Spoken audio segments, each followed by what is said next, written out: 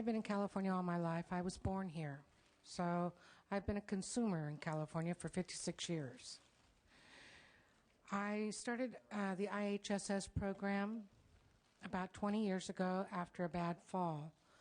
I was born with a disability, but I did not need the program until after the fall when I was partially paralyzed. Now this allowed me to continue to be a mom. I have 3 wonderful kids. And again, to be a consumer in this state. Now, I have a typical day for an IHSS worker, and I'd like to go ahead and let you know. It usually starts at 4 a.m. The alarm goes off. My attendant helps me out of bed, into the shower, and then helps me from the shower and to get dressed and ready for breakfast. By 5:30, I have to be out the door, loaded in the car, my wheelchair loaded in the car, and I'm off to work. Yes, I do work.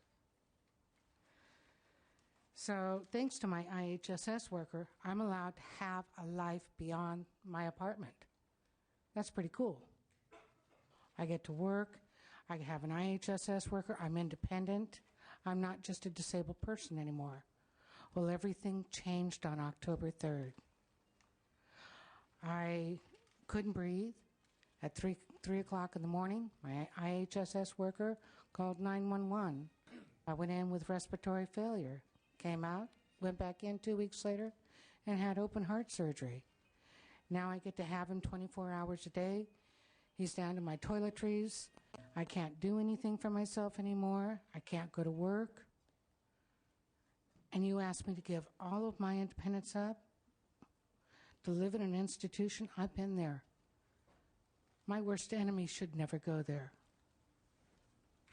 Please tell them to stop the cuts. Let us be independent. Thank you. Thank you very much.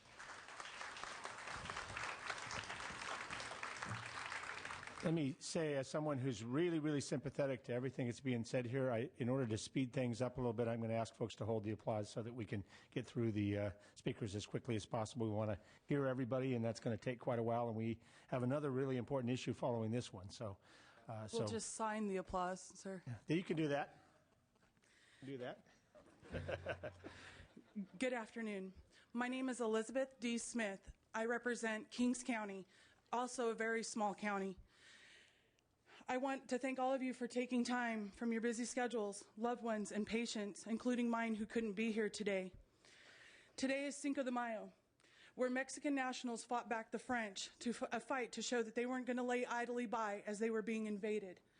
We are here to say that we will not lay idly by as our patients, our loved ones, and our services get trampled on. We're going to protect them and their rights. Over the past 16 months, my patient has overcome many personal, physical, and emotional setbacks. After a severe stroke, he went to a stroke center in Bakersfield, California for rehabilitation.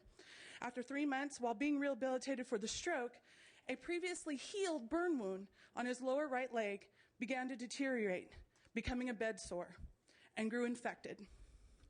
Fearing that amputation was imminent and would lose more of his dignity, he managed to find care closer to his Corcoran, California home. That's where my story begins. Although being familiar with wound care in a hospital setting, including a prison hospital setting, the challenges of maintaining a clean, if not sterile environment were nearly impossible due to the already lacking medical supplies, supplies that were and are desperately needed. Medical supplies, certain vital medications, and other related items are being cut from the budgets of California's Medi-Cal program, which you may already know. And because of those cuts, they're not being matched by federally funded Medicare. He's what they call in the hospital situation a Medi-Medi patient. I, like many others here, purchased the much-needed nutrient-rich food, cleaning, and medical supplies to treat his wounds and to treat his soul. Under my watchful eye, my patient has improved his health and is becoming more self-reliant. I've watched his overall outlook, sense of pride, and dignity improve. I myself have caught 4 medication errors that were made by his local doctor, all of them potentially fatal. While learning from the helpful nursing staff at Fresno Community Medical Center's burn unit, the only trauma unit, level 5, between Bakersfield and Sacramento, I myself learned a new way to wrap my patient's leg and improving his overall condition and shocking the hell out of those nurses. Accolades and applause are not what we seek here today, but we seek to ensure, like many of those with me today, that we'll be able to continue and provide safe and beneficial care to our patients in their homes, maintaining their dignity and self-worth. If not just for the elderly, but for our young patients, our middle-aged patients, not just for burn or stroke victims, but cancer, dialysis, cerebral palsy, many other patients. For our patients who need a short-term, who can be rehabilitated and returned back to society, and to our terminal patients, who we provide comfort for in their final hours. Some of these patients are more than just patients. They're our mothers, our fathers, even our own children. I have a quote. The moral test of government is how that government treats those who are in the dawn of life, the children, those who are in the twilight of life, the elderly, and those who are in the shadows of life, the sick, the needy, and the handicapped. That was the last speech from former Vice President Hubert H. Humphrey. Right now, we are in some sad shape. Let's make this day our patients can remember, that we can remember, the day we fought and won for them. And in closing, I want you, members of the California State Assembly, to remember, what price would you pay for your leg and for your dignity? My patient has both of those. And if he were here today, he'd want you, the Assembly members, to ensure that he doesn't have to pay the ultimate price and lose them. Thank you. Thank you very much. Next. Randy Hicks, California's Disability Rights. I can't say any more than these wonderful people have already said, except I am concerned about a couple of issues here.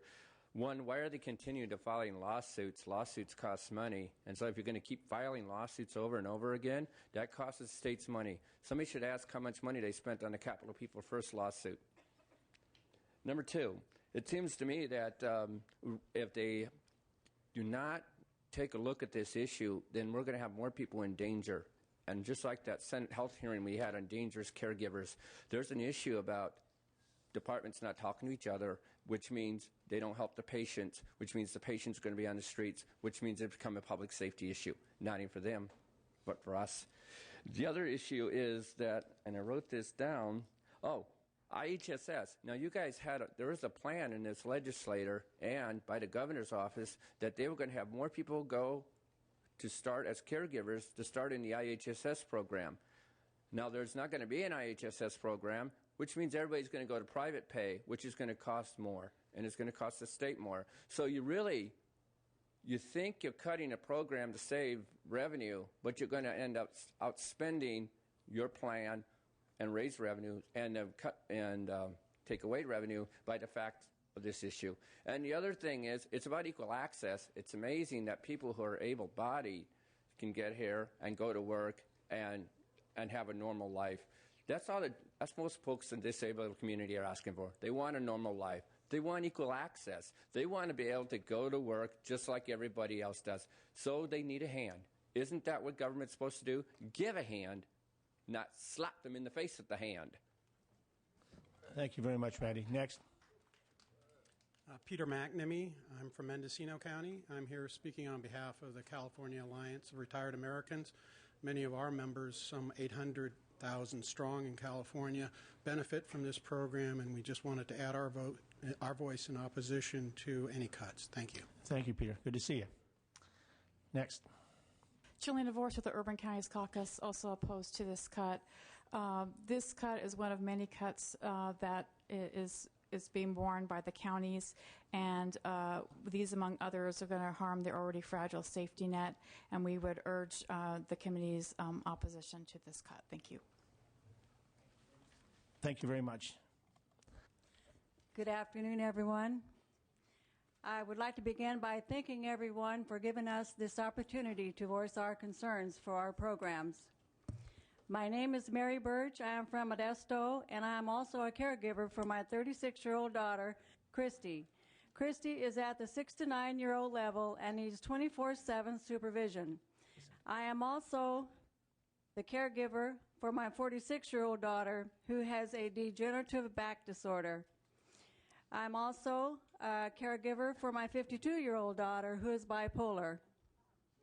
I only receive IHSS payments for caring for my daughter, Christy. I use that money to oversee the care for all three of my daughters. I have been a caregiver all my life. From the time that I was 6 years old, I cared for my siblings while my mom and dad worked in the fields. After I married, I cared for my mother-in-law for 12 years after she suffered a stroke. 6 months after she passed away, my mother had a stroke. I cared for her for another 8 years.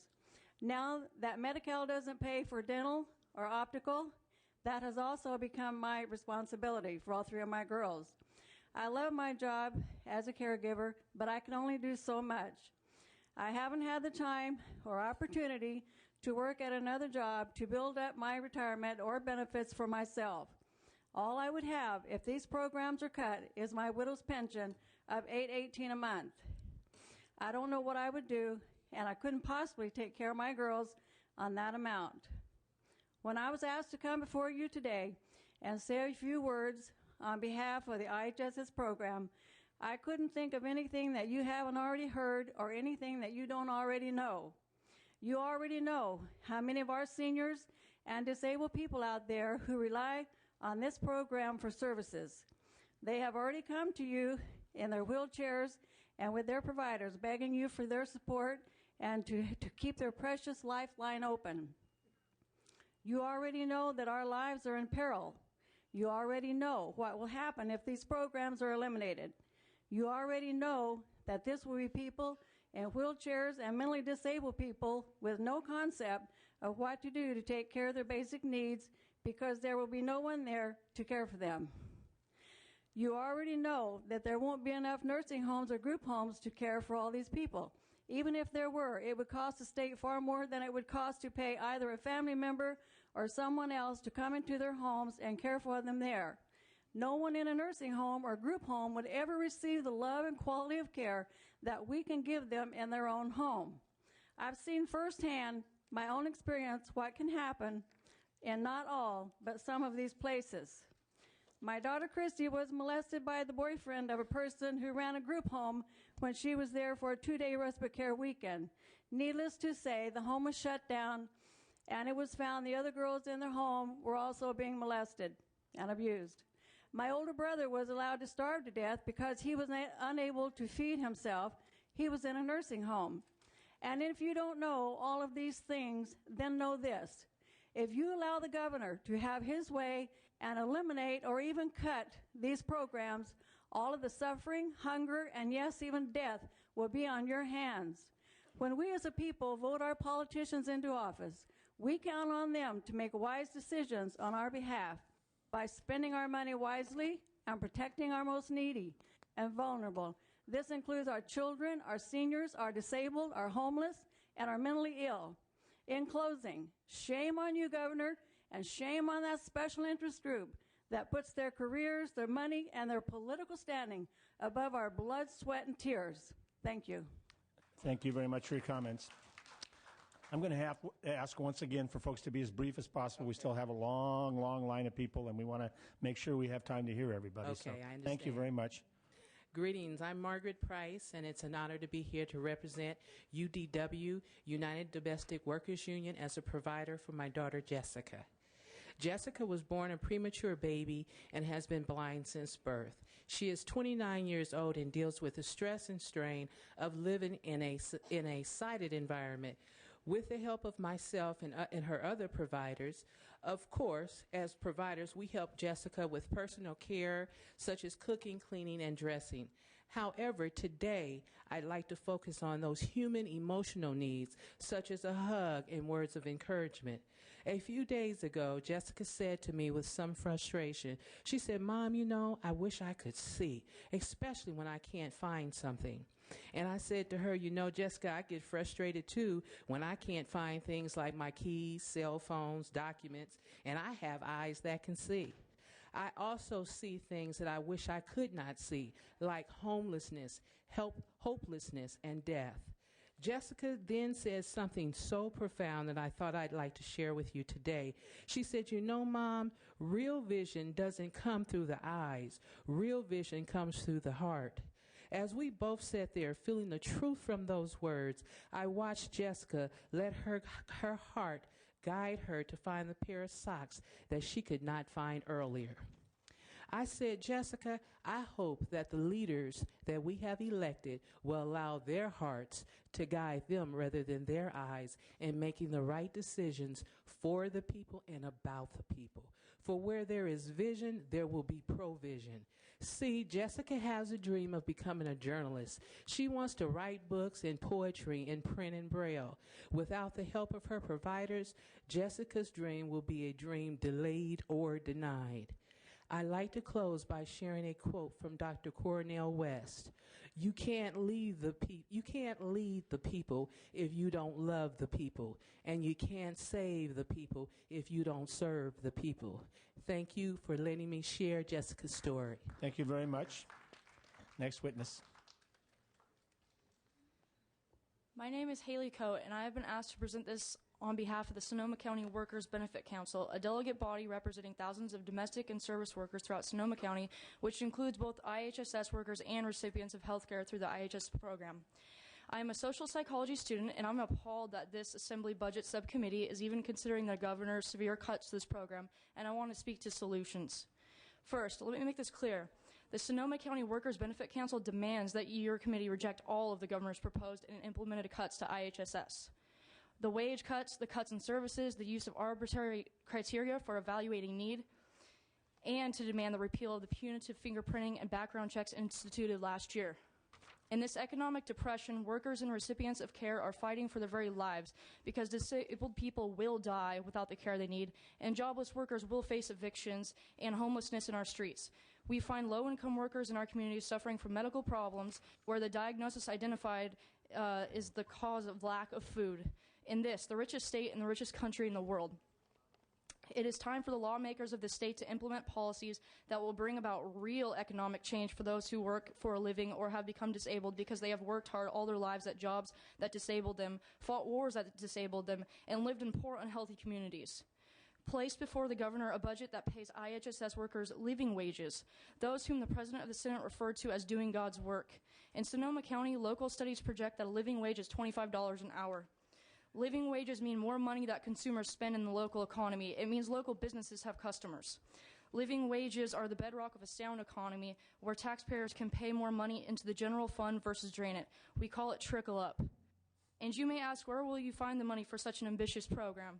The first place is to request more funds from the federal government. The president who ran a campaign of hope and change by mandate must support living wages for those workers to be healthy and good consumers.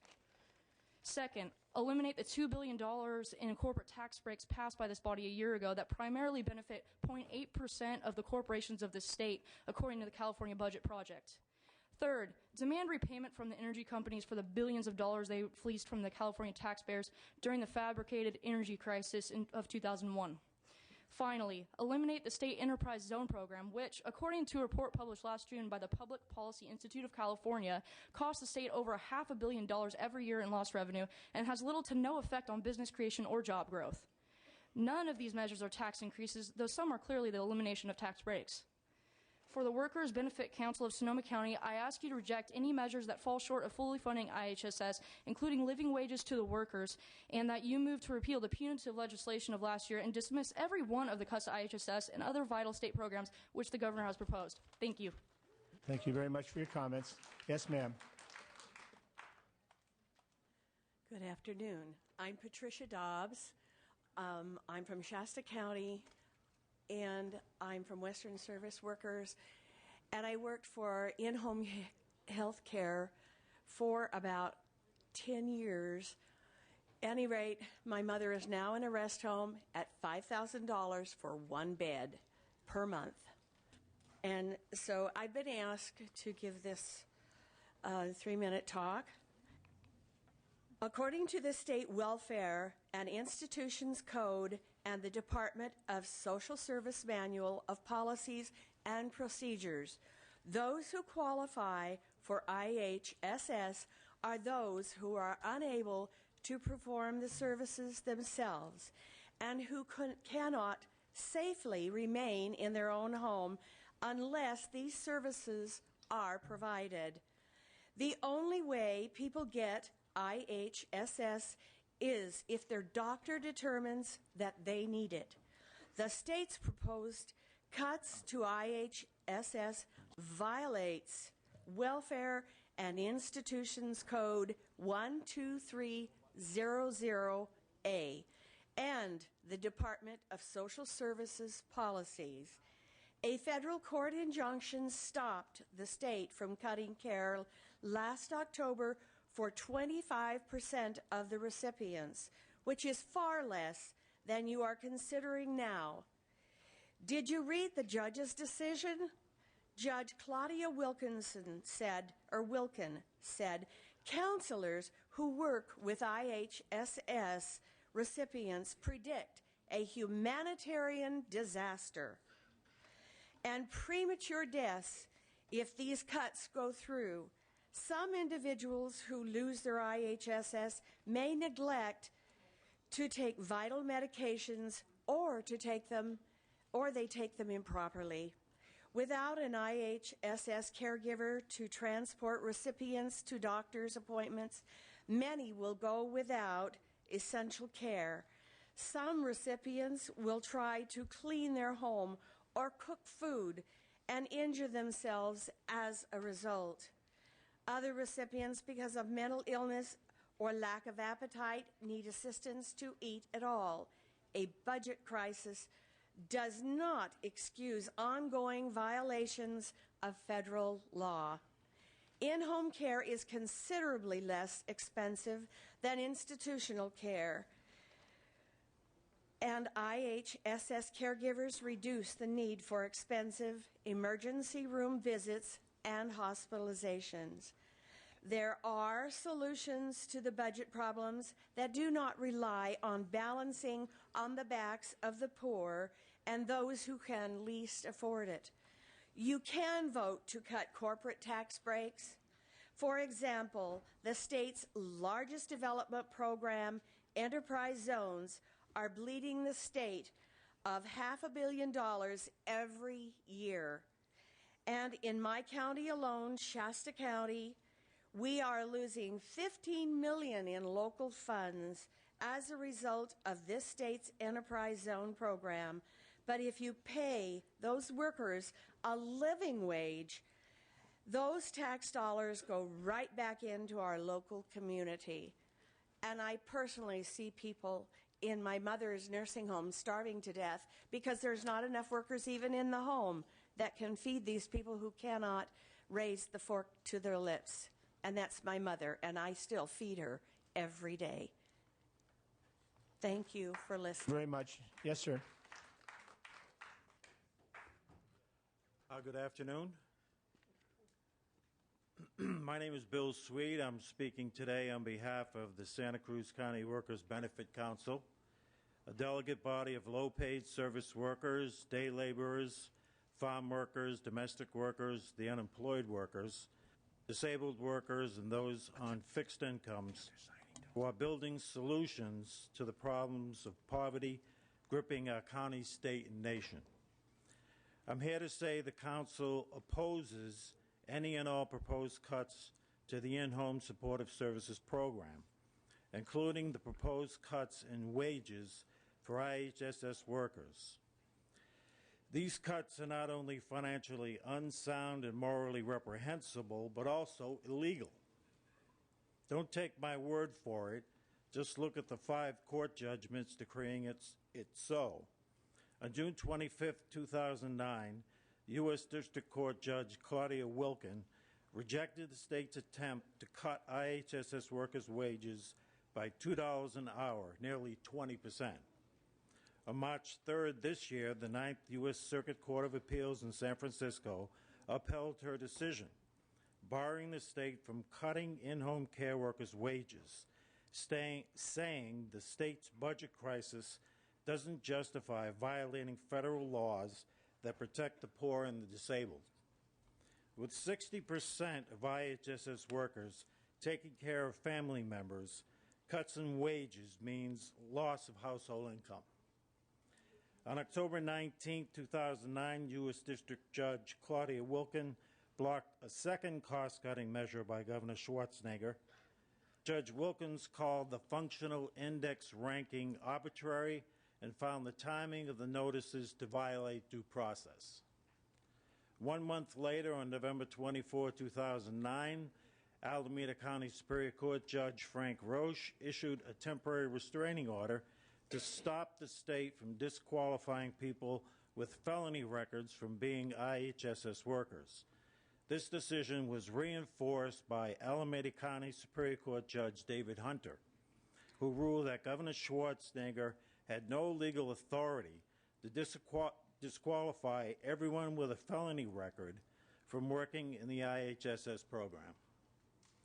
As further evidence of the illegality of cuts to IHSS, look no further than the Welfare and Institutions Code 12300A and the California Department of Social Services Manual of Policies and Procedures, Section 30-700.1, which states that IHSS performs services for those who cannot perform them for themselves and cannot safely remain in their own housing unless those services are provided. State lawmakers should not consider themselves to be above the law. Instead, uphold the law and provide full funding for IHSS and the 2010-2011 budget and every budget thereafter. Thank you very much.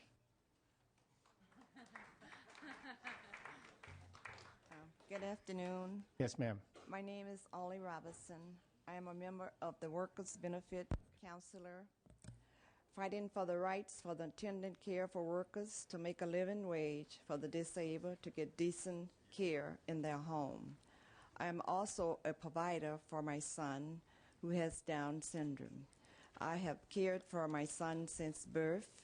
When he was born, he was just about 3 days old. They said, "Oh, you don't have to keep him. You can put him away in an institution." But I didn't care to do that because that was my son. So I cared for him in my own home all these years. Can you imagine how much money that I've saved this government and the state? So I'm asking you again, please do not cut the in-home supporting service. Please do not force my son out of his home into an institution. There are many other ways that you can raise and get the funds. So I'm asking you again, please consider. Thank you very much for your comments. So, yes, ma'am. Good afternoon. My name is Amy Day, Chapter Chair for El Dorado County United Domestic Workers.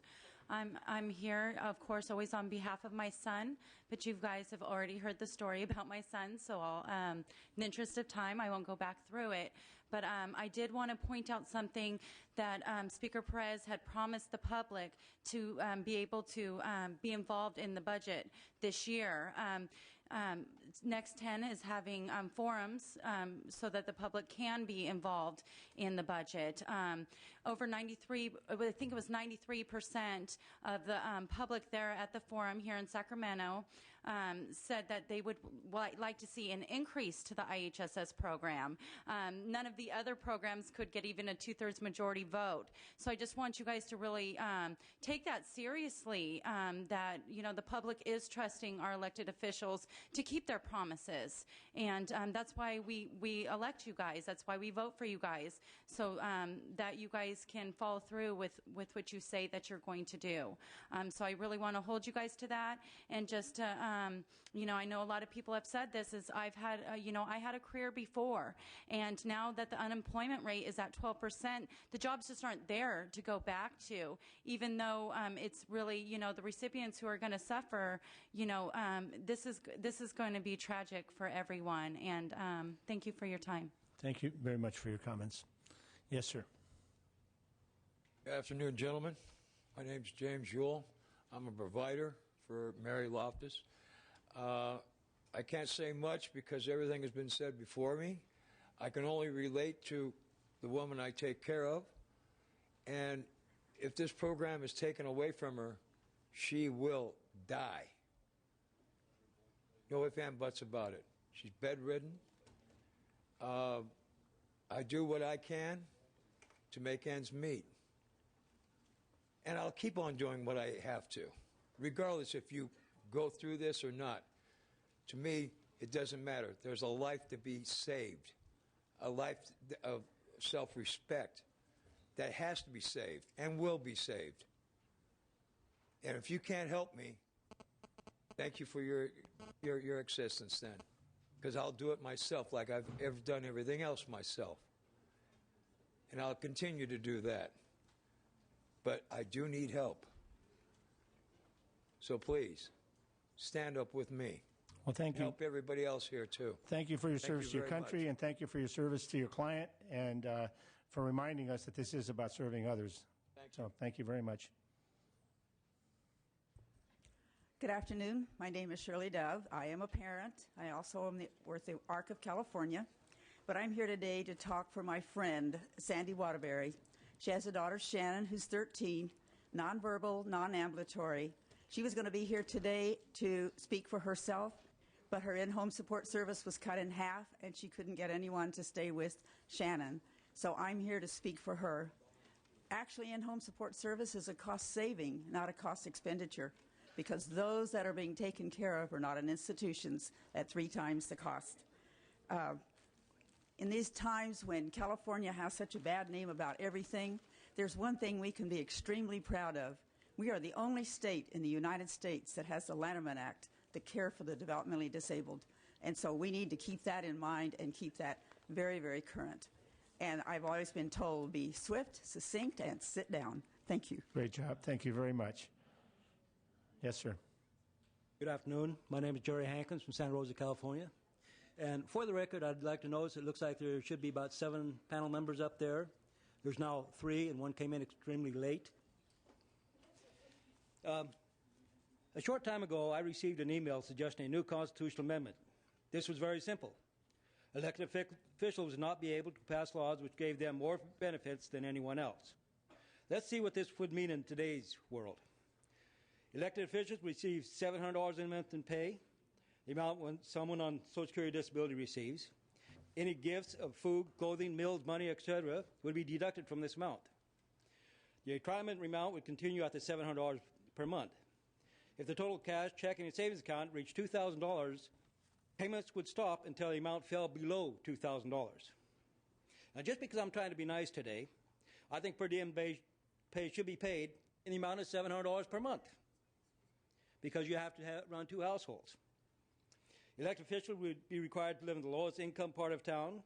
They would be strapped in their beds at night with nobody to help them in case of fire, break-in, or other disaster. Free transit passes would be provided instead of cars. And this is an ecology good idea because it saves gas. Insurance would be through Medi-Cal. If the disabled have Medi-Cal, it should be good enough for the elected officials. Staffing, which includes security, would be capped at around $2,000 per month. Disabled person on 24-hour care probably has about that amount to receive in IHSS services.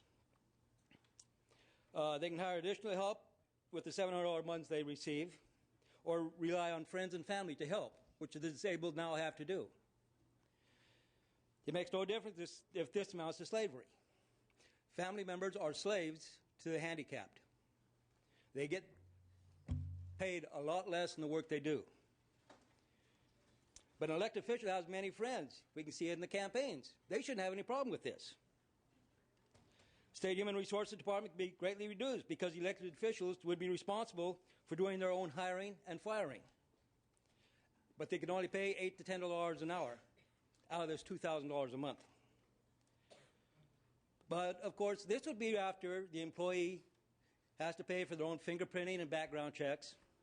They would understand that the elected officials would have to have people come into their houses at any time to make sure they're not violating any laws.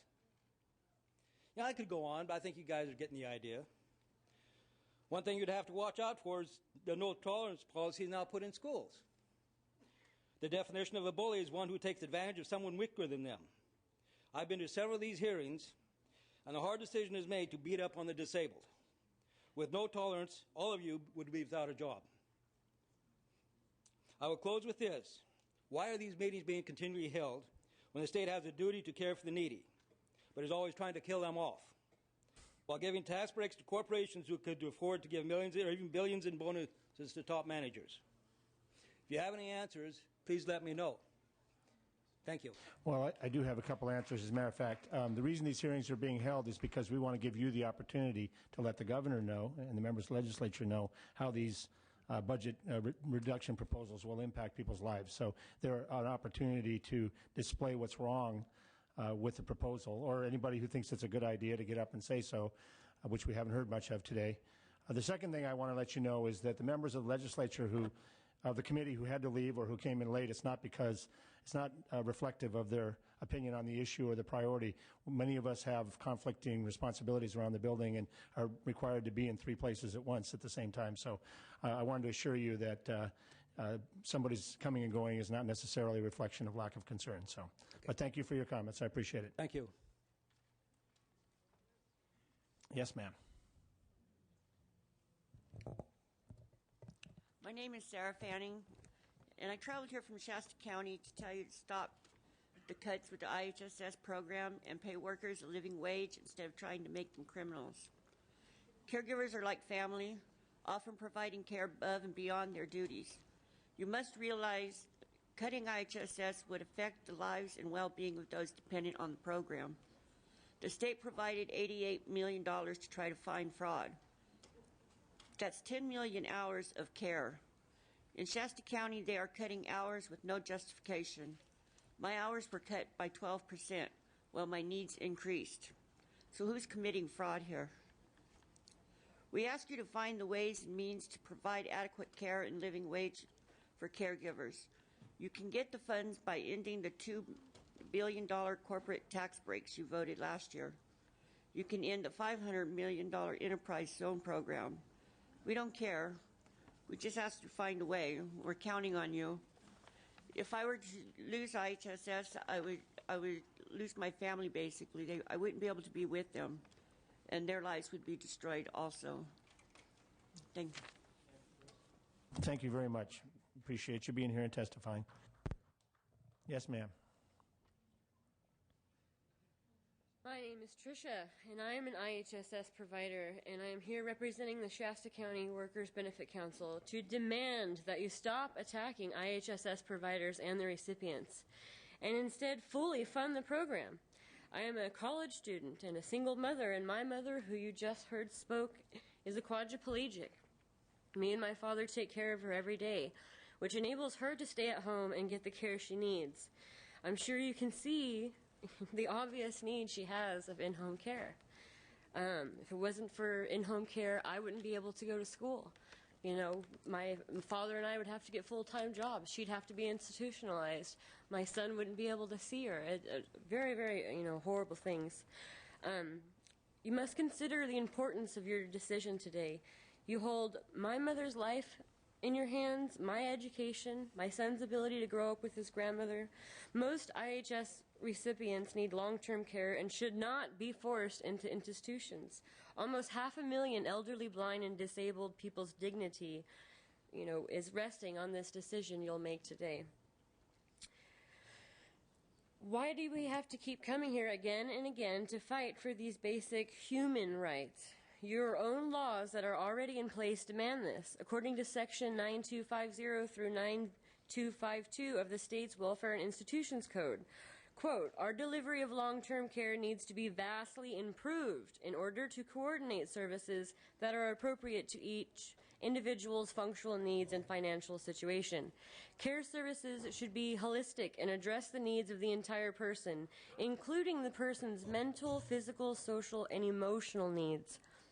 Quote, the new generation of aging Californians will desire, expect, and demand a much more responsive, coherent, and human dignified system of care services, which need to be individualized to empower older adults and persons with disabilities to live in the community. Quote, long-term care differs from other types of care in that the goal of the long-term care is not to cure illnesses, but to allow individuals to attain and maintain optimal levels of functioning in their homes and in their communities. Services shall be provided in the least restrictive, most home-based environment compatible with the health condition, mental status, and long-term needs of each consumer. home and community-based long-term care services that meet a wide range of consumer needs shall be available. Deliver low-term care services in the most cost-effective manner. The governor's proposal violates these state codes. If you want to know where you can get money to not cut social services programs, look at the state's largest development program that bleeds us of $500,000 every year, called Enterprise Zones. 80% of the zones subsidize and tax breaks go to corporations worth more than $100 million. There are many other corporate welfare programs that you can cut and use the money saved to instead put money into the local economy through IHSS jobs so IHSS workers can make a positive contribution to the community through their work and taxes. I demand the state to follow its own laws and codes and stop trying to balance the budget on the backs of low-paid IHSS workers and their recipients and instead fully fund the IHSS program to meet the needs of California's low-income, elderly, blind, and disabled, because many, many, many people's lives and futures depends on it. So, I thank you very much, and I want to say I agree with virtually everything that you said. I want to make clear, though, how the budget process works, because there's been a number of comments about whose proposal this is. This is the governor's proposal. We're required as a legislature to hold hearings on the governor's budget proposals.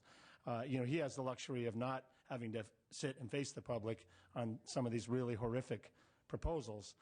We're required to do it. On the other hand, if we simply held meetings and made decisions and didn't open the mic up and give you the opportunity, and you'll notice it's being televised, and not only his representatives from his Department of Social Services are here, but also people in the governor's office are watching right now in this hearing. So by providing the forum, we're doing everything we can to make sure that the news media, the public, the governor, and the members of the legislature are aware of what these impacts would be. So this hearing is not intended to put this forward.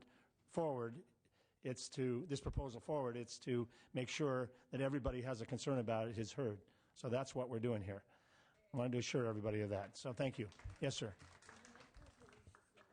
My name is Tim Hornbecker. I'm the Executive Director for the ARC of San Francisco. And I just returned from Washington, D.C., talking to our legislators, trying to encourage them to send more FMAP money so that we don't have to make these cuts in IHSS and Medicaid, Medi-Cal. And whether we were successful or not, who knows, because what the governor has asked for is way too much than they're willing to give. My concern is that as we make these cuts, sometimes you probably don't know that as far as the IHSS workers are concerned, I have many people through our supported employment program at the ARC who actually are clients of the ARC who are now IHSS workers, but since their person has been no longer eligible for IHSS, they no longer have a job again. So it's somebody with a disability who's able to go shopping, able to cook, able to do laundry for somebody else. They no longer have a job. My job is to try to find them another job.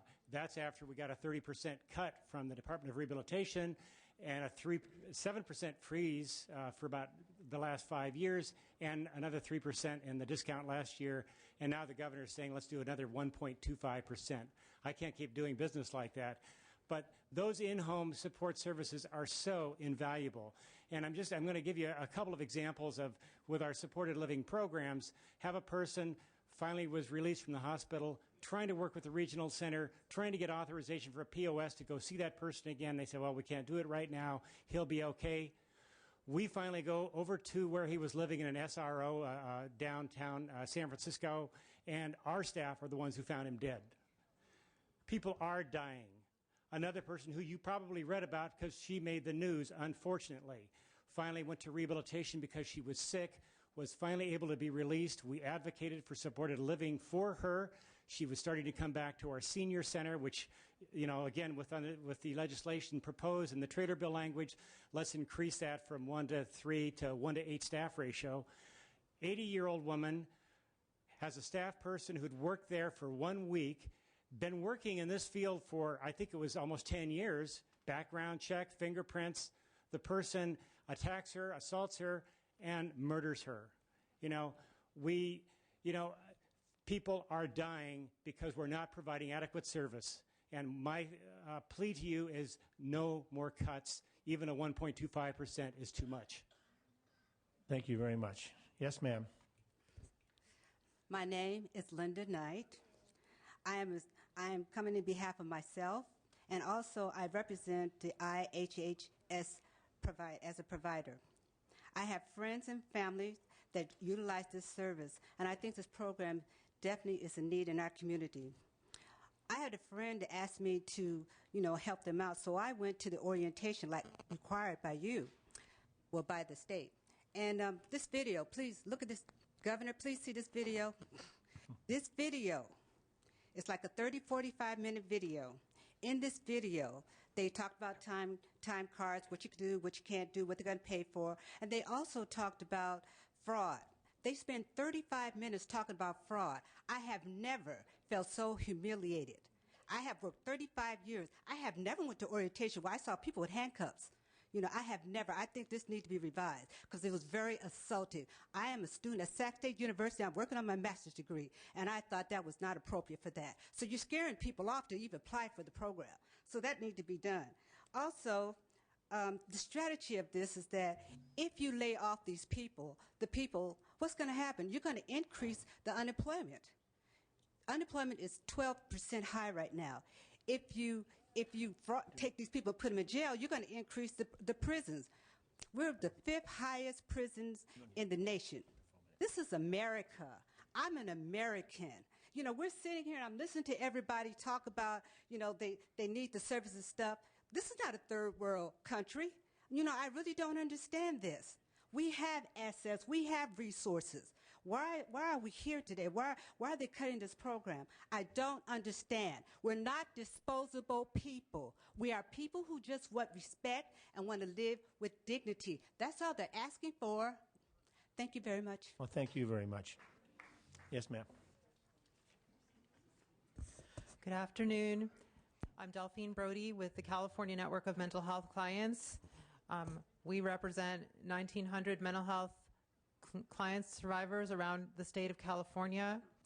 Many of our members use in-home supportive services, and they will be devastated along with so many thousands of other people with disabilities if these cuts go through. We strongly oppose the 87% service elimination cuts proposed by the governor's January budget. We absolutely oppose the 100% elimination if the $6.9 billion doesn't come from the federal government in the January proposed budget.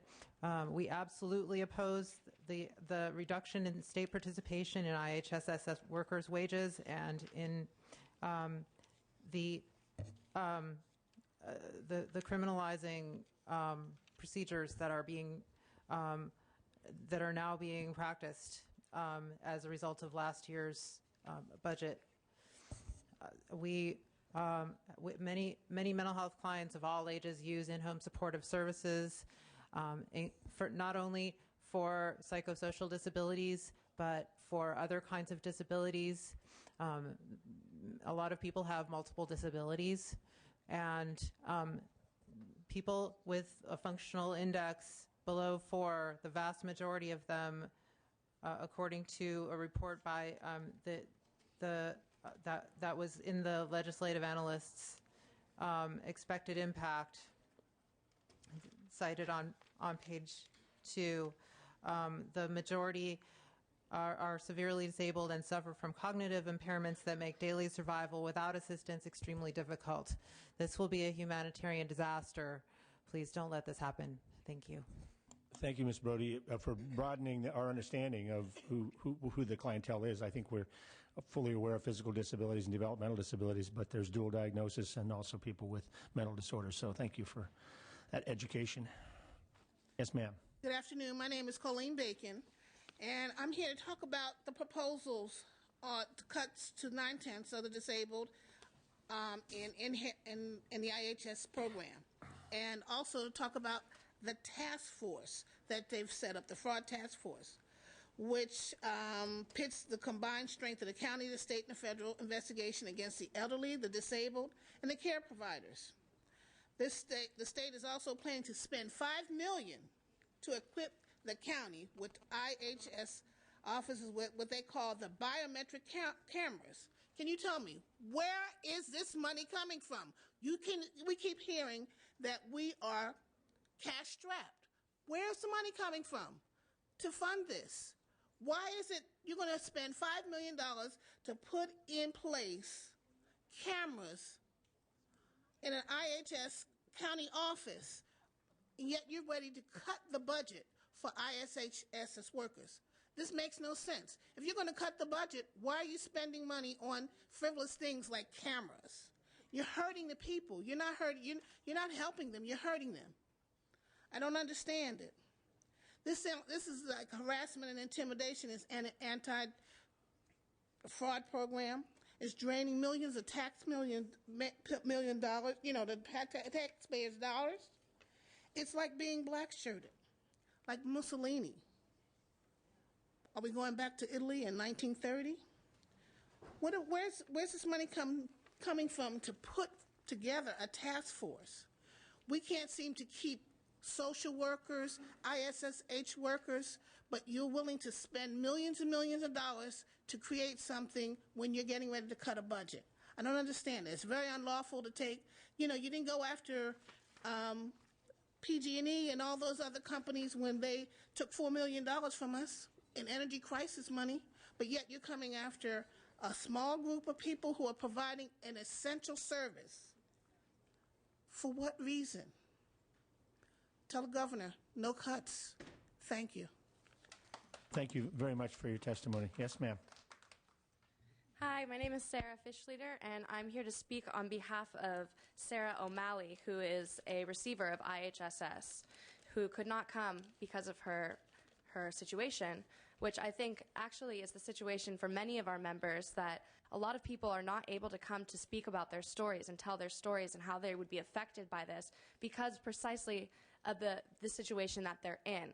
So really this kind of cut is targeting the weakest, most vulnerable people who have the hardest time fighting for themselves and fighting back.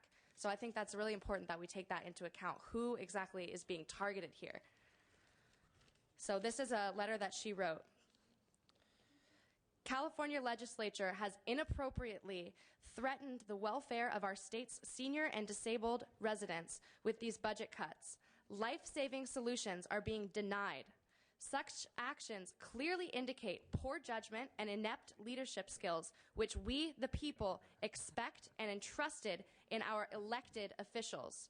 We shall encourage the state's populace to take a closer look at the machinations of the legislature. This leadership is beyond the pole of acceptable leadership of the outgoing Schwarzenegger. I, for one, cannot appreciate that Sacramento Capitolians can conscientiously enjoy the comforts, i.e. air conditioning, unrestricted, workplace, while you are at the same time hacking away at funding, which are survival comforts, for our aged, crippled, war-torn vets and our educationally starved, struggling youth. Huh? Please tell. Thank you, Sarah O'Malley, 72 years old, disabled, with a fire and a passion. Watch out for her. Tell Sarah thank you. Yes. Hi, golly. My name is Nicholas from Santa Cruz, Western Service Workers Association. I'm going to read briefly from a letter that a sister in Holy Orders wrote to you, Sister Karen Hall of Santa Cruz. As a disabled person in a wheelchair, I've been a recipient IHSS for over 30 years, a program that gives me the dignity to live my life somewhat independently. It enables me to make choices for my life and be a part of my community.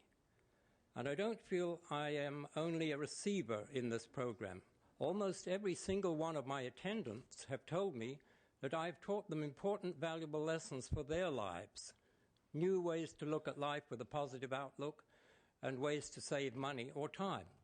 Some of my attendants have been trying to become legal immigrants, and I have helped them to study for their citizenship tests. This is a person in the IHS program herself. So I not only receive, but I can also give back a little. Often my attendants tell me, we help each other. It seems every few years we're terrorized by the threat to have our program cut, and we have to battle for our very lives. This woman in a wheelchair, okay? I am appalled at the indifference and ignorance of anyone in government who is unable to comprehend the needs of the elderly, disabled, handicapped people whom they govern. Without going into detail, I will say without the program, I and many others would be virtually condemned to death. You say there are convalescent homes. I say there are not enough of them to accommodate the many IHS recipients that will be left stranded. And, you know, just a personal note, as we got in the automobile to come up here today, the front page of our local Santa Cruz newspaper was about the closing of a nursing home by state order, very much against the will of the local community. It is an excellent convalescent home and retirement home. Then she specially addresses Governor Schwarzenegger, if you don't mind me adding this part. It's a little personal. She says, anybody who cuts the throats of innocent, needy people will have to answer to a higher power. The measure you measure out with will be measured back to you. Apostle Matthew. Sister Karen Hall's remarks. Thank you very much. Tell her thank you very much. Yes, sir. My name is Chad Silva, Latino Coalition in Alpha, California, and I'll be mercifully brief. I just want to say we stand in solidarity with those who provide the programs, who provide the service, and to those who receive them, and we definitely oppose these cuts. Thank you very much, and thank you for being brief. Yes, ma'am. Hi, Lisa Brown again from Fresno. We've got 3 of Fresno's finest here today. At least that's what I know. So my son and Crystal Hopkins spoke to you earlier. You know, on this write-up that we did from Fresno today, I made them suffer through 3 planes of a song that I recently became familiar with. It's by Nina Simone back in the 60s, shortly after people were being upset that Martin Luther King's bid for peaceful change was taking too long. And the song is called Mississippi Goddamn. And it's really nice song. If you haven't heard it, go listen to it on YouTube. But anyway, it has this I'm not refrain encouraging in you, there. but I thought you were going to sing it to us there for a second. I'm going to tell you something so you get the drift. And it's like bemoaning the fact that all her life she's been told to go slow. So it's like, and she does a series with Go Slow. And then she takes the power and she says it's too slow. Integration is too slow.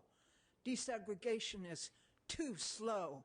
And ends with Mississippi goddamn. Well, you know, to me that is exactly what's going on with this program. Olmsted has taken too long. We have in the community with IHSS, they don't want to go backwards. We want to get the people out of the nursing homes and let them, they're my family, they're my friends. They want to enjoy life. We want dignity, we want freedom, we want respect, and we want the ability to live and thrive in the community. And that's all tied in with IHSS. You know, in your packet is the latest report from Candace Howes at Connecticut College, and she's written a response to the LAO's report where she cites all the reasons why it's wrong. And she makes a recommendation to our government here in California that if you really want to save money, it's not by cutting IHSS and causing costs everywhere and disrupting everyone's life. It's get people out of the nursing homes and into IHSS. That's the solution we need to follow. I'll tell you, I'm also very concerned about the monitoring on provider enrollment process. This is something that affects me that can devastate my family. We've been in process now on that for 6 months. 75% of the time is up. The requirement is that if you're an existing provider or a new provider, you have until June 30th to complete the new enrollment process that includes fingerprinting and background check that has to clear the Department of Justice. Noreen Evans, when she was chair, had an oversight committee, and the department and staff were putting forward information. They continue to put forward information, and I monitor it all the time. It's on the internet. The most recent report that's available is from April 28th. So again, that's 6 months into this 8-month plan. And right now, statewide, we have 51% of the people in process. That means they've begun the process. Either the fingerprinting is still pending, or at least they've filled in the enrollment forms. But we've only, in 6 months, in 75% of the time, gotten 27% of the state's pre-existing providers, the ones that were giving service before November 1st, only 27% from the state have been fully enrolled. In my county, Fresno County, the numbers are a little more disturbing. But I know the details in Fresno, so at this point in time, we've begun the process on 41% of our providers in Fresno County, but we've only got 13% of our providers enrolled at this point. There's only 2 months left. At the end of 2 months, the comptroller is going to not pay us. You know, I have no way to expedite the DOJ criminal background check. I'm really concerned of the lack of public meetings to be monitoring what's going on. And as a friend of mine suggested, I'm wondering what the department thought our progress to date would be at this point, when we are so far behind. I don't know about everybody else, but I would suspect they're in the same boat as I am. I can't afford for my pay to be cut June 30th and no longer be on the payroll. And I ask that you folks look into this and do what you need to do so that people who are struggling to get in my county it's $52, struggling to find the money to get fingerprinted and background checked and do jump over the hurdles, don't come to harm. I wish you would do that. Okay. I wish we could do something open and public on that. And as for all these other proposals of new cuts that are just 100 times worse in my mind than the cuts proposed last year that were voted in place, I want to hear the return of the saying that used to be said before, that it's dead on arrival. Dead on arrival. You know, we can't keep doing this to this wonderful program. Okay. And so, you know, please do that so I don't have to come back up here and start singing about California, goddamn, okay? Thank you very much. Yes, ma'am. My name is Gilda Texera. I started as an IHSS worker in August 2001, taking care of my mother. She had chronic medical issues and needed constant care. During the last year of her life, she was put on hospice care to make her remaining time more comfortable.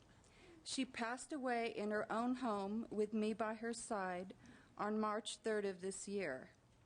I can't tell you how important it was for both of us for her to have been able to live out the remainder of her life in her own home. Everyone should have the right of doing the same.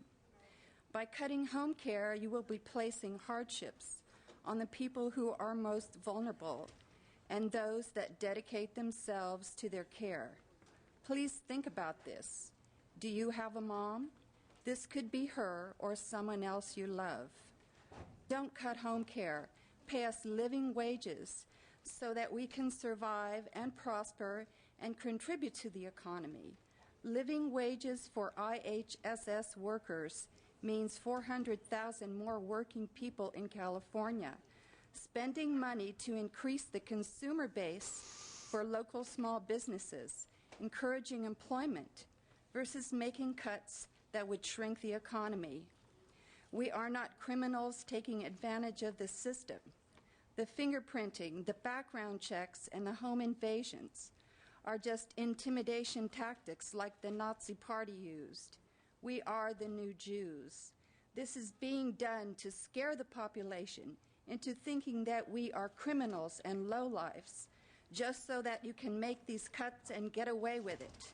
We will not allow you to turn the population against us. In church, we are taught to love your neighbor as you would yourself. We are doing the life-saving work of caring for those who cannot do for themselves any longer. We cannot throw them away like their lives had no meaning. With the stroke of a pen, you are going to decide our futures. I demand that you vote to dismiss the governor's proposal to cut from IHSS and instead vote to pay living wages to the workers who are doing this life-saving work and fully fund the IHSS program. Thank you. Thank you very much for your comments, ma'am. Yes, ma'am. Good afternoon, ladies and gentlemen. My name is Sammy Donahue, and I'm a caregiver for my son, who has been disabled now for the past 3.5 years.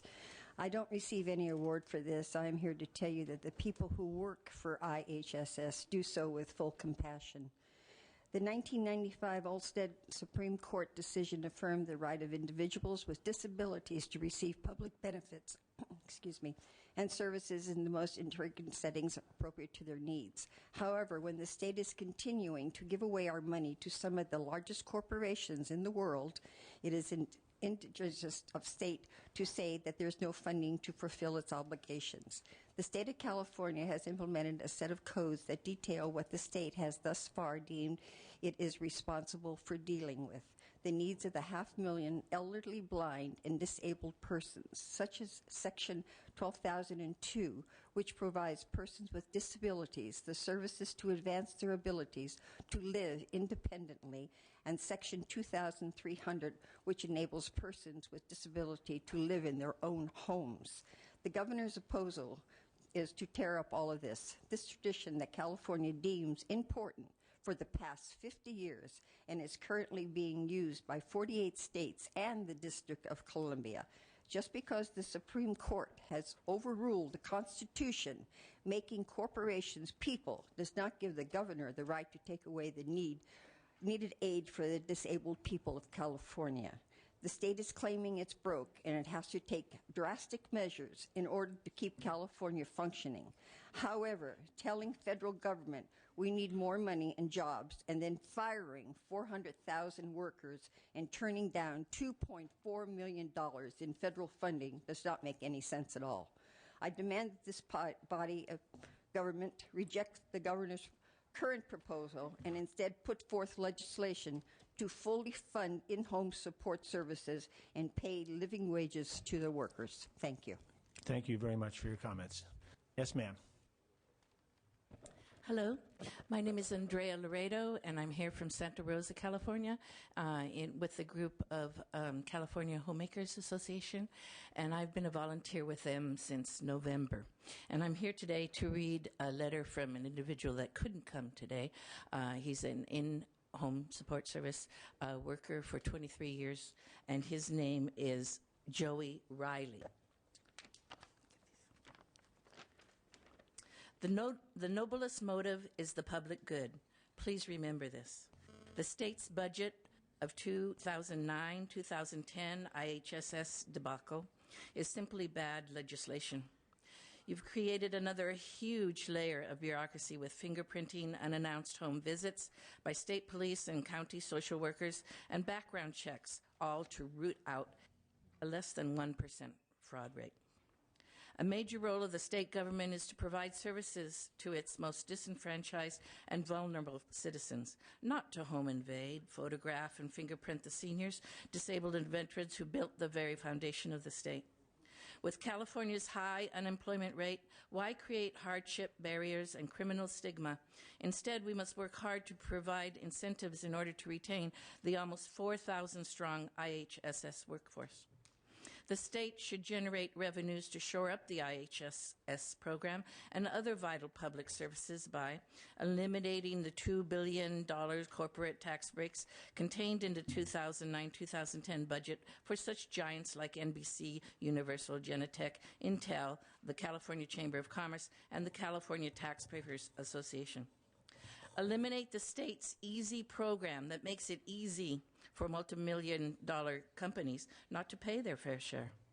Collect the billions of dollars the energy companies owe us for gouging us back in 2001. Under the Stafford Act, get the feds to reimburse us for the state monies spent on wildfires and economic recovery. In other words, please do your job. Restore the concept of the noblest motive is the public good.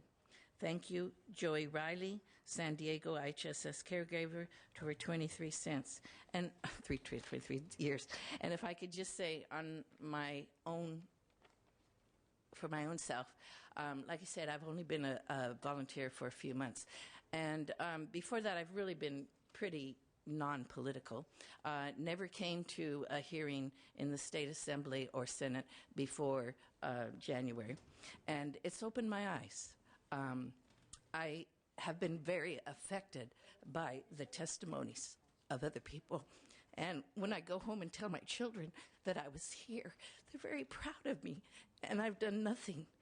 The people that are here who have the stories, they're the ones. And I would only hope that you gentlemen and lady that go back to see the governor, I'm really disappointed that perhaps maybe he could have come and popped in one of the 3 times that I've been here and listened to some of these summaries, because I can't believe that a human being who is a father, a husband, somebody's child, could ever truly vote against something like this. So I appreciate what you were saying. I appreciate you going back and speaking to him. And let's all just keep up the good work. Thank you. Thank you for your comments. Hello. Good afternoon, Mr. Chair. Martha Flammer, representing the Los Angeles County Board of Supervisors. We obviously oppose this proposal for the human impact that it's affecting our constituents and all those around us that have been testifying here, but also because it disproportionately affects Los Angeles County by 92% rather than the 87% that was reported by the administration. That is much higher. It will, about 171,000 consumers will lose their benefits, and about 137 providers will lose their jobs, and that will cut the benefit, the economic activity in Los Angeles County by about $1.4 billion, and that is a huge hit. If one of these consumers do end up in a state institution, then that will cost the state general fund 6 times more. That does not make fiscal sense. Therefore, we urge you to reject this proposal. Thank you. Thank you very much. Welcome. Good afternoon. My name is Joe Maris. I'm the Executive Director of Paper Press of California. The IHS affects many of us, especially my friends, my peers across the state. I've heard stories that tell me all the time at my board meetings or when I see them on the streets how all these cuts are going to affect their lives to have a quality life. So I challenge you to really think about what you're going to do. Just think one day or tomorrow morning when you wake up, you could be like us. Thanks a lot. Thank you very much for your testimony. Good to have you here. Yes, sir. To the panel, my name is Dan Bowie. I'm from Oklahoma, traveling through your state. Man, it is a shame that we even here having this conversation. Welcome to California. I am a veteran of this United States Army, Air Force, served my country under a lot of different and uncommon conditions.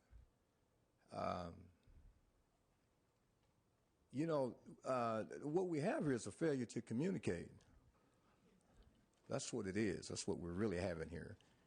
Because these are poor people that you all are gleaning off of and you're filling your bellies with.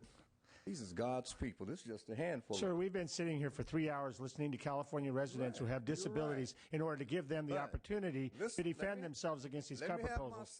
So I really have to tell you that coming from out of state, accusing us of taking food out of people's stomachs is really inappropriate. These people's voices is reaching heaven.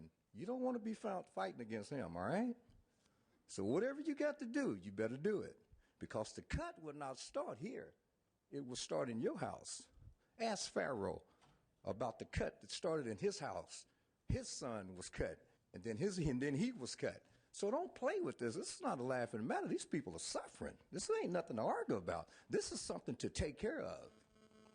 Because this is real. These folks are hurting. And there's a man upstairs that don't like to see his people hurting. So you need to do what you need to do. Or you're going to have to answer to the ultimate consequence. Somebody that's bigger than Arnold, somebody that's bigger than the president, Please don't jeopardize your family and your life and your reputation. And I'm going to sit down after I say this. I'm going to take on a personal coalition because you're voted in.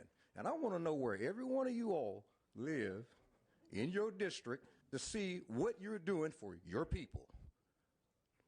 Of the people, by the people, and for the people. That's what this is about. So you better dig in, because there are people going to find out what you're doing for the people. And I want to know personally what you're doing for the people, because you might need to be cut. We all can be replaced. Yes, ma'am. Good afternoon. It's a pleasure and a privilege to be here, but not on this particular kind of occasion. My name is Lolly Gladney, and I've been a care provider for 30-some years. I left Social Security in Richmond, California, to go into my own business. I was a data processor there because I love people, and I've taken care of people for 30-some years. Today I'm here with Western Services, also fighting for my job. I, too, am an in-home service provider. I'm 75 years old, and I still have to work. I'd just like to say, could you live off of $800 a month, and your rent is $1,250? Your PG&E is $200 and $300. Your SMUD is $400 and $500, plus food, et cetera, et cetera. If you don't have the money, then it's cut off. We need our jobs. The people we are servicing need the services. Please ask the governor. We know he became famous for the Terminator. Ask him, please, not to terminate us. We need it. And I like to just say this, maybe it's a joke, but when every year something about the budget this and the budget that, what are you doing all year long? You're not keeping up the budget? I have to keep up with my budget to know where I am at the end of the month. So why at the end of every year we are so far behind? What about, we trust you, we vote for you. We put our confidence in you to a certain degree, and yet our total confidence is in God, because he controlled your hearts, and he told us to pray for those in authority. And we pray for you. I pray for you every day. You don't know me, I don't know you, but I pray from the White House to the courtrooms, pray for those in prison, etc., and our children on the street. We're praying for you, and pray. On tomorrow, supposed to be National Prayer Day. But when we pray tomorrow, let's not just let tomorrow be National Prayer Day, but let's pray every day one for another, and love one for each other, and do unto others as God has commanded us to love one another, to do unto others as you would have them do unto you. Tell him, please, not to terminate this program. Thank you very much. I'd like to thank every witness who, especially those who are recipients, because I know it's a major ordeal for you to make your way to this Capitol building to testify before us. And so, but yet your story is so important for us to hear, because this is about real people and real lives and the ability to live independently. I also want to thank the providers, because I think it's clear. I think it really was symbolized to me by the provider who showed up in his Marine uniform, because it's a reminder that those of you that are out there providing, you're not just working in a job, you're serving others. And that's a very, very important reminder for us to bring to this, for you to bring to this Capitol for us. The governor's proposals are a very, very bad idea. They're a bad idea morally. They're a bad idea fiscally. They're a bad idea legally. Morally, we are talking about people's ability to live dignified, independent lives. from a budgetary standpoint, we heard the LAO and we have other reports that indicate that it's not going to actually wind up saving money. And from a legal standpoint, we've had the challenges in court that have so far prevented much of last year's cuts from being put in place. But ultimately, we have the U.S. Supreme Court ruling in Olmstead, which says that people have the right to live in the community.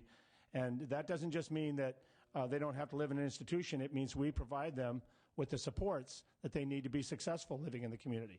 And so we do not have the quorum here today to act. We're going to be hearing this in the May revise, another little budget primer. The governor, what we have before us now is not the governor's final budget proposal.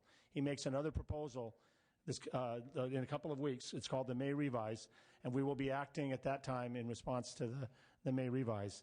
I have spent my entire time in the legislature fighting for people's ability to live independently in the community, and the promise I'll make to you is I'm going to continue to do that. With that, any other comments? No other comments at this time. We are going to transition now to issue 2. I'm going to ask I have to find my place. I've been carefully listening to you. On page 11 here in the packet, we are on the issue that I know is of concern to many of you, and many of you have commented on. The panel I'm going to ask to come forward is Department of Social Services, Legislative Analyst's Offices, Department of Finance, and then I'll call on the other panelists following that. So we are on the issue of so-called oversight on adopted program reforms. We have a series of questions that we have asked the department to answer, starting on page 10, so I'll ask the department to present. Eva Lopez from the Department of Social Services, and what we'll do on the area of fingerprinting of recipients, we're going to sort of play a tag here. I will answer a portion of the questions, and then Ms. Debbie Rose from the Office of Systems Integration will answer some additional questions, and then we'll proceed with the additional on provider enrollment. So for ease of time and so forth, I'll just go forward and answer the questions as they've been posted on the agenda. On the question regarding the stakeholder process and as it relates to the pilots for the fingerprinting for recipients, the Department of Social Services and the Office of Systems Integration staff met with the County Welfare Directors Association, as well as had pre-discussions with the volunteer pilot counties. Additional meetings were held to develop and review the pilot timelines, process, procedures, materials, etc. The protocols were developed for the purpose of the field testing only and included recipient forms and social worker questionnaires, and were developed with, again, the input of the pilot counties and the County Welfare Directors Association. Copies of the informational handout, the recipient volunteer participation form, or i.e. the consent form, and the timeline were provided in a previous hearing, and they're also posted on our website. It's important to note that at the completion of the pilots, which is scheduled to be in June, we will be convening a larger stakeholder meeting, and we will share lessons learned, the information from the recipient and social worker surveys. In addition, it is the intent of the department and OSI to share any draft protocols and exemption criteria with the larger full stakeholder for review, comment. Nothing will be finalized until we have the opportunity for review and comment and before anything is released as to implement the fingerprinting for full implementation. Your second question related to the estimate of 90 seconds. The 90 seconds refer to the actual fingerprint and picture process, not the entire process. However, the pilots will help inform how long it will actually take in terms of the, dealing with the recipient, discussing the process with the recipient, answering any questions, the actual time needed for the fingerprint and the picture, dealing with equipment and so forth. The third question dealt with, in terms of the consumers and the voluntary nature of this pilot. As part of the pilot procedures, all recipients were told it was voluntary and that if they would like to participate in the test. If the answer was yes, they signed the consent form stating they wanted to volunteer, and this process occurs in the recipient's home. The additional question here dealt with how were the protocols and forms used in the pilot vetted with stakeholders, as we stated before. Because this is a pilot process, we worked very closely with our county partners, County Welfare Directors Association, in terms of the review of the forms that were going to be utilized. Again, I clearly state that anything prior to full implementation of the process will be fully vetted with a larger stakeholder process. Nothing will be finalized without that. You mentioned and you asked how were the counties in the pilot selected and whether the counties are receiving any special resources for this pilot.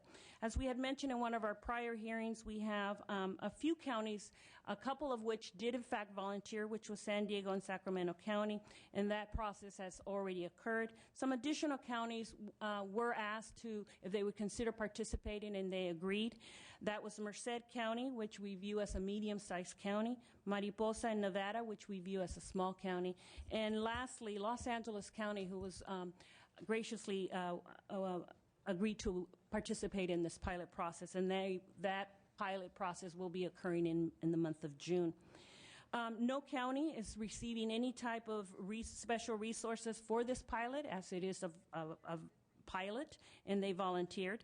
The counties participating in the pilots represent about 52.8% of our overall IHSS caseload. So we think that is very representative.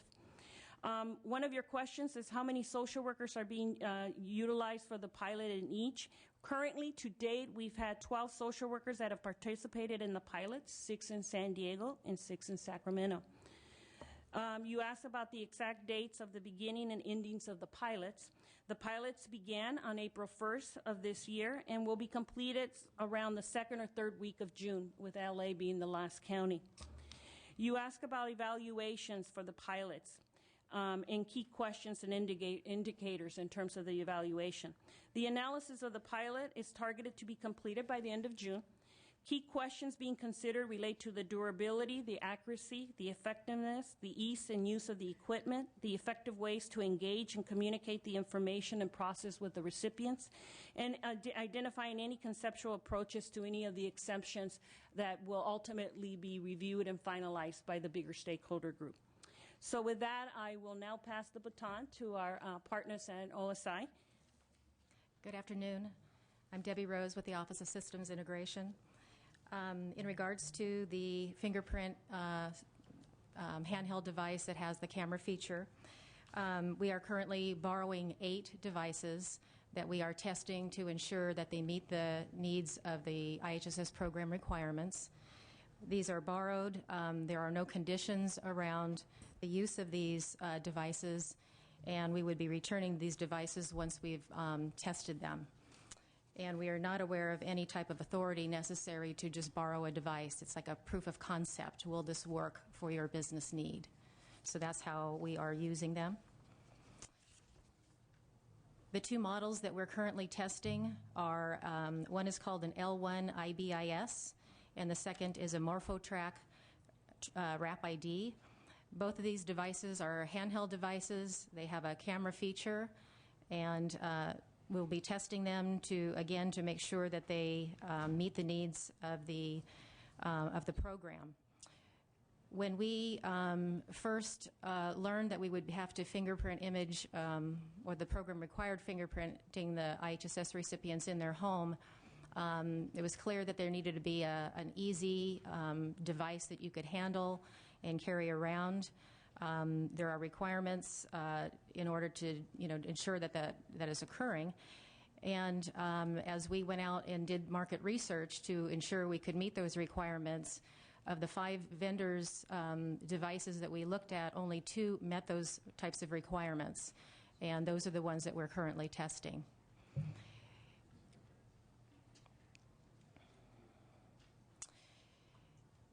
Can you tell me what the price difference is between the 2 devices? We do not have the price as of yet. As part of the evaluation of the meeting in piloting, we need to determine what the requirements are. That will feed into what the cost will be of the device. So we really need to finish the pilot. We need to continue doing our own assessments of what how each county will use the device. We realize there's different business processes out there that we have to recognize.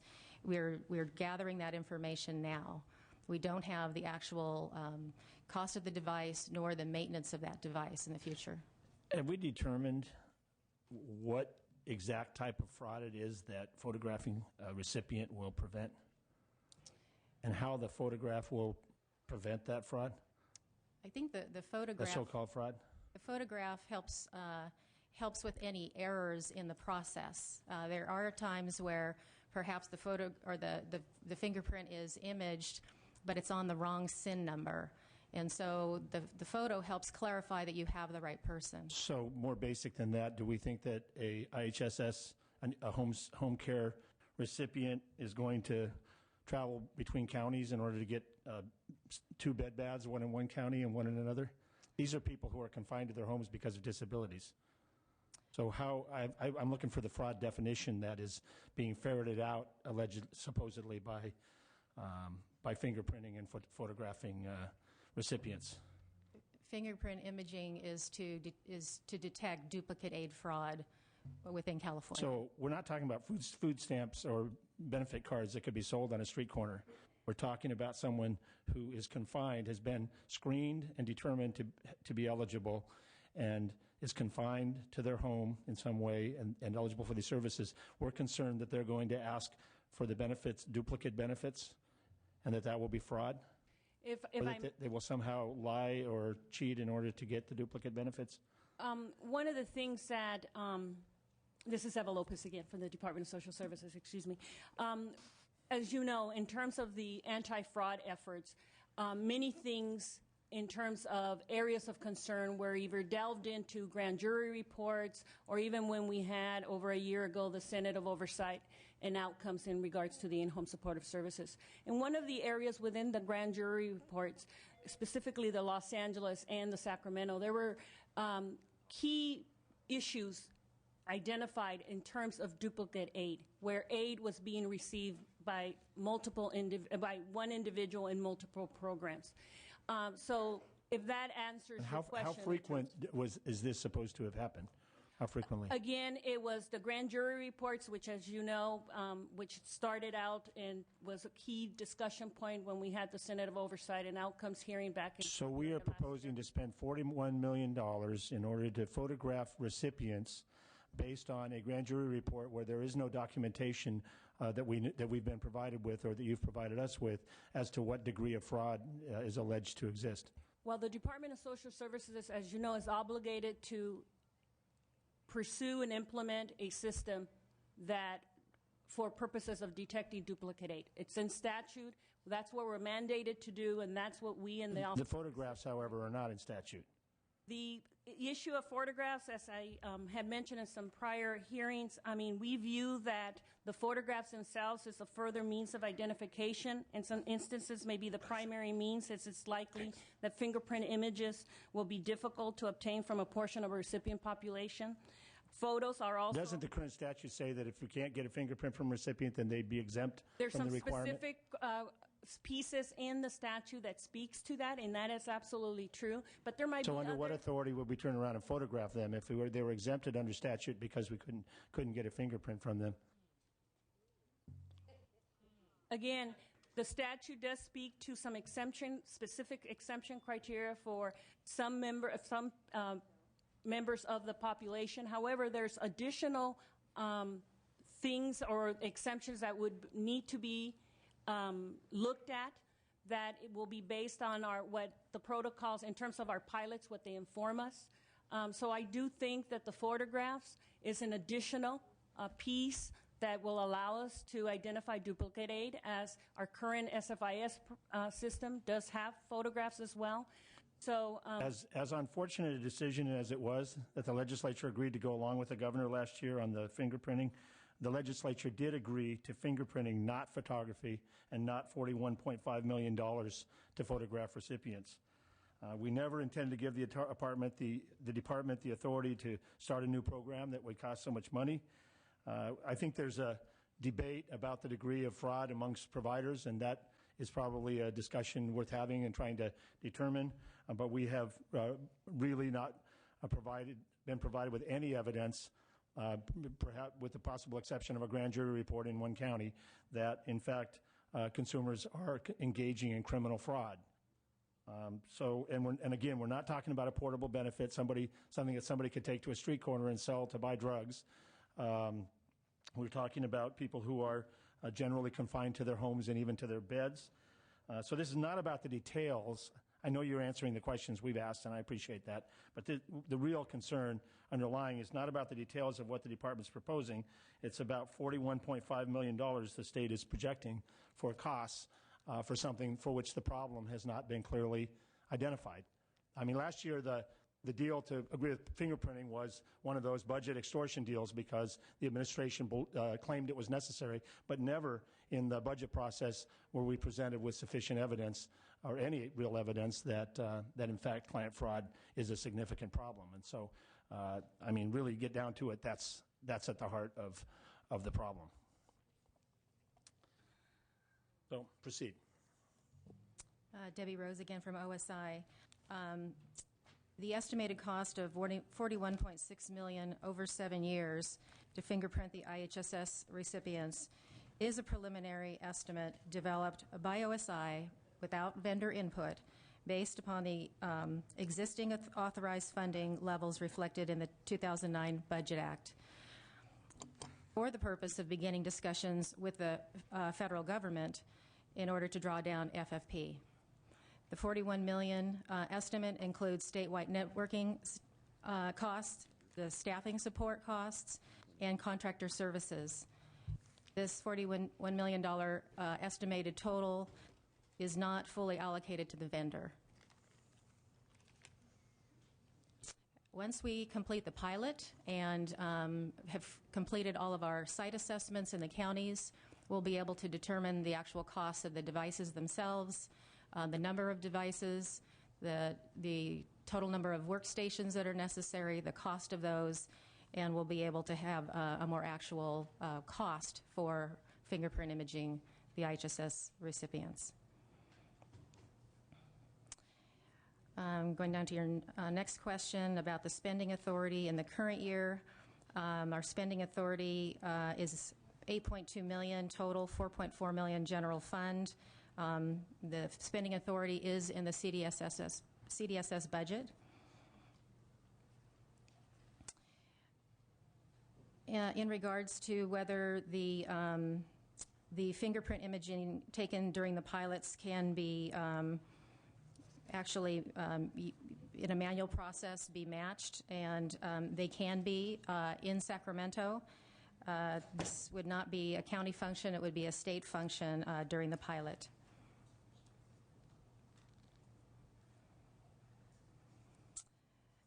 Again, in order to determine how long it would take to reprogram SFIS, once we had all of the requirements associated with the IHSS recipient fingerprint program, we would begin to develop a timeline for developing and implementing the system. We have not expended anything in terms of dollars as part of the current year authority. We have not purchased anything, only staff time has been expended. And the general fund costs for the administration's proposal. So the general fund cost for the IHSS fingerprint imaging is $4.4 million in the current year, $2.9 million in the budget year, which reflects the reduced program. I think we mentioned before that we have submitted the IAPD to the federal government. We have not gotten a formal approval, but we are in discussions with them. Okay, I think the last three questions within this item, I'll go ahead and proceed to answer. This is Eva Lopez from the Department of Social Services. As I mentioned earlier, we are in the process of working through the specific timelines in the development of the draft exemption criteria. Again, we will utilize all the information learned from the pilots. We will come back and incorporate all that information into any draft documents or materials before they're finalized, and we will be sharing that with the bigger stakeholder group for input and comments before anything is finalized. We're targeting to meet with the larger stakeholder group towards the end of June after we finalize the last pilot, which was Los Angeles County.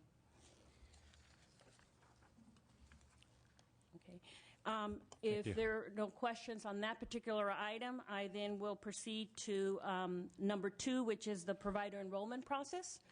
As part of the handouts that you received earlier, you will note that there is a graph, a provider enrollment graph, which is a graph that should be familiar to you as we've continued to update the legislature as well as post this information on our website in regards to how the enrollment process is going with the counties. I will say to you that the counties have made a tremendous progress in this area in meeting the timeframes required by the provider enrollment process.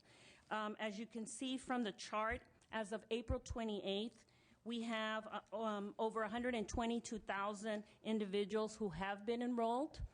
And then you will note that there's a couple of captions that are for pending. The pending means that they're in the process.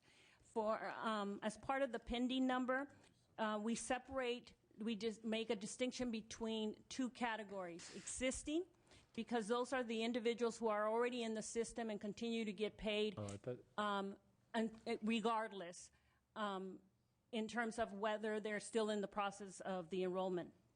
Then there's new providers. Those are the individuals who are definitely new to the system, who have never been part of the system, and those numbers we also separate out. And as you can see, for the existing pending population, we have over 92,000 folks in pending and existing. Again, they continue to get paid. Then there's the new providers that are in the pending category, and that's over 18,000 individuals. Those are the individuals that have to complete the process before they are authorized to be IHSS providers. Based on that information and the trend that we've been seeing over the last few months, we've had our estimates folks, our fiscal folks in the department, take a look at those trends and estimate out so that we can determine by June how many providers would actually be in the process in some way, whether they would be in pending category, whether they would be enrolled, etc. And based on that estimate, we are anticipating that over 222,000 providers will be enrolled, and approximately 155,000 providers will be in the pending status by June 30th of 2010. And I must say, the counties have made a tremendous effort in terms of trying to get the word out. In some cases, having weekend orientations like Los Angeles County and many other counties in the same fashion, trying to reach out to the providers. One of the things that was asked is in regards to the July 1st, 2010 date. Based on the information that I gave you, we are projecting that the bulk of the individuals will be in some component of our process, either pending or enrolled. And because of that, and also knowing that given the delays caused by the litigation and the rapid increase in the enrollment activity, especially over the last few months, it is likely that the counties and the public authorities and the Department of Justice will be at or beyond capacity to process these enrollments by the July 1st, 2010 date. Therefore, what we have been doing, we've been working with the counties and public authorities to try to find a way to continue to authorize payment for those individuals that by June 30th of this year have made an effort to go through any one of the processes, even in terms of being pending. So therefore, if all the providers, which we, based on our estimate, we looked at all providers, if they're in pending, will continue to be authorized to receive payment. Now again, it's important to understand that when we say that, pending to us means filling out the application, getting fingerprinted, or going to the orientation. And that's very key. And again, based on our estimates, we believe that we will be at that point by June 30th. We also estimate that by September 2010, we will in fact have all of our IHSS providers, our projected 381,000, through the system and enrolled. When I speak of the projected 381,000, it is important to note that when we first started this process prior to the the IHSS reforms, we had approximately 349,000 active IHSS providers. Okay.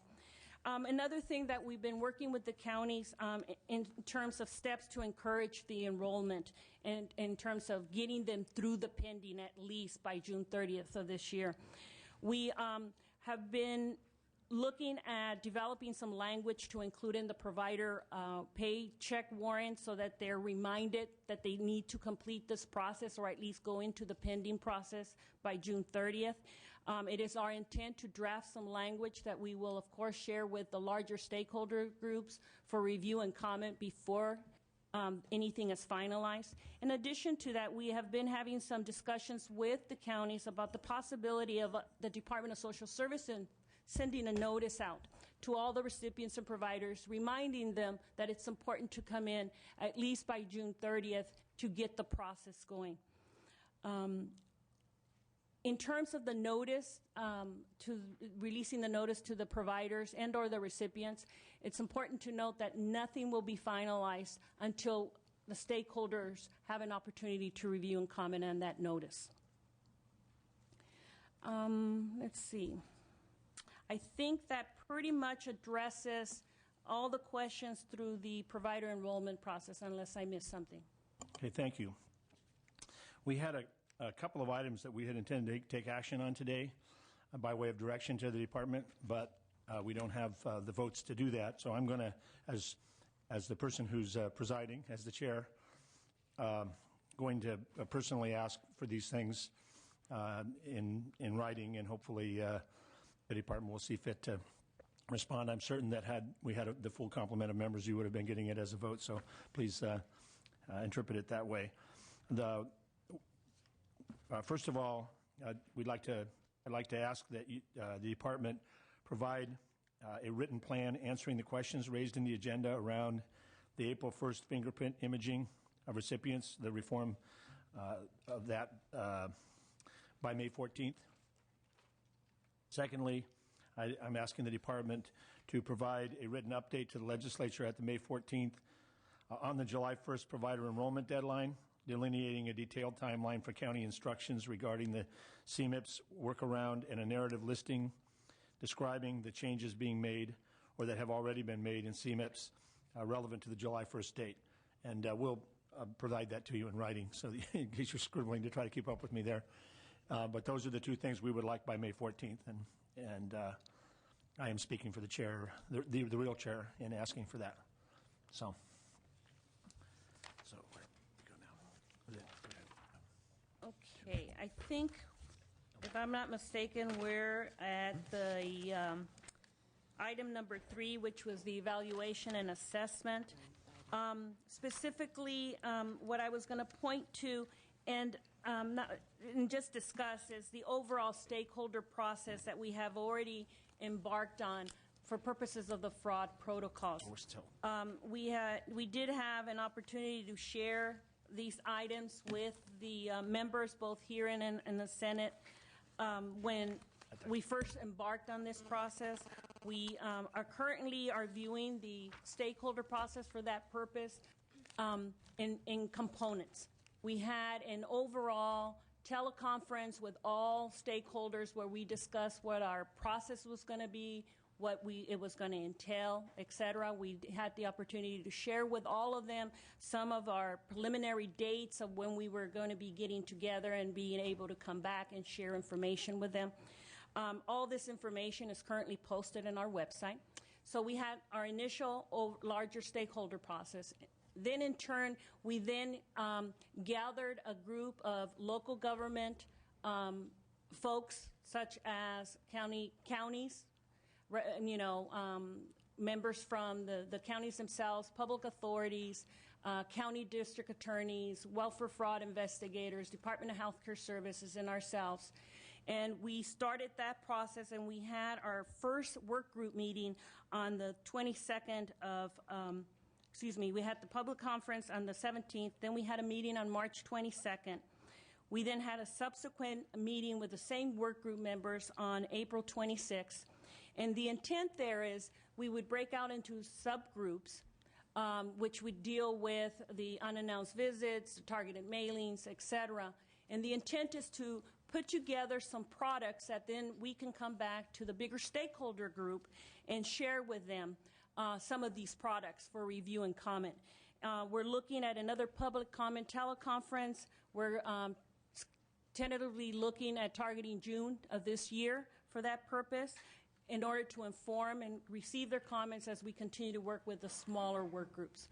But again, all of this information is on our website.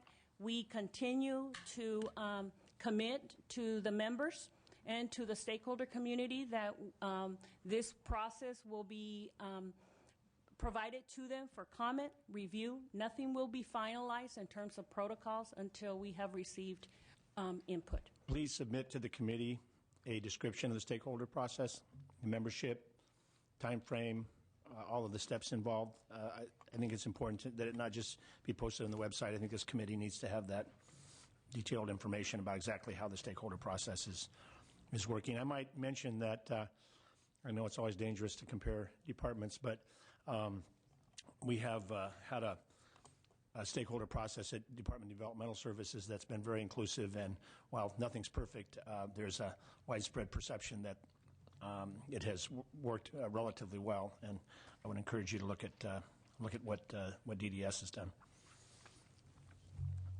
So, okay, we're going to next. I'll ask Legislative Analyst's Office to comment.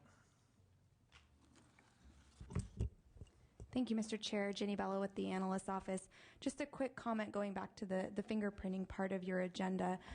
We appreciate the department's efforts to implement what is current law, the fingerprinting of IHSS recipients, and also appreciate the fact that although they've been authorized to spend up to $8.2 million in the current year, they have not done so, as Ms. Rose testified. One thing we would say, though, is the pilot project they're currently running is really process focused. It's more about are the devices creating accurate results? Are they durable? Those sorts of things, and less about whether or not fingerprinting will actually save money. So we recommend statutorily delaying the implementation of the fingerprinting of IHSS recipients until a second pilot project is run that looks more at whether or not fingerprinting recipients will actually result in savings or at least be cost neutral. And once, if it is shown that it would save money, then at that point it would be more appropriate for statewide implementation. Well, thank you very much. I think it's clear, I stated this earlier, but it's clear that the normal budget process was not applied to this last year, and so there really has never been a baseline determination about cost effectiveness. And you know, it was essentially part of a political negotiation behind closed doors, and then the legislature agreed to go along. You know, clearly we've got the cart in front of the horse in terms of the idea that we're having an analysis of how we would do it without an analysis of whether or not it's going to do any good. Well, not to mention the impact on the consumers, so the recipients. So, Finance, have anything to add? If not, do we want to try to do the same thing with asking them to move aside, or do you want me to just call them up? Okay. I'm going to call panel members, and I'll ask the department and LAO and Finance to make room for them again. Thank you. Let me ask Janie Whiteford, the IHSS Coalition, Mark Beckwith, IHSS Consumer, Deborah Doctor, and Jovan Agee to come on forward. And is it easier for you to talk from the mic or to come all the way up? It's up to you. Okay. And then other panelists, if you'd like to come up and sit at the table, that would be entirely up to you. Oh, Deborah had to leave. Okay.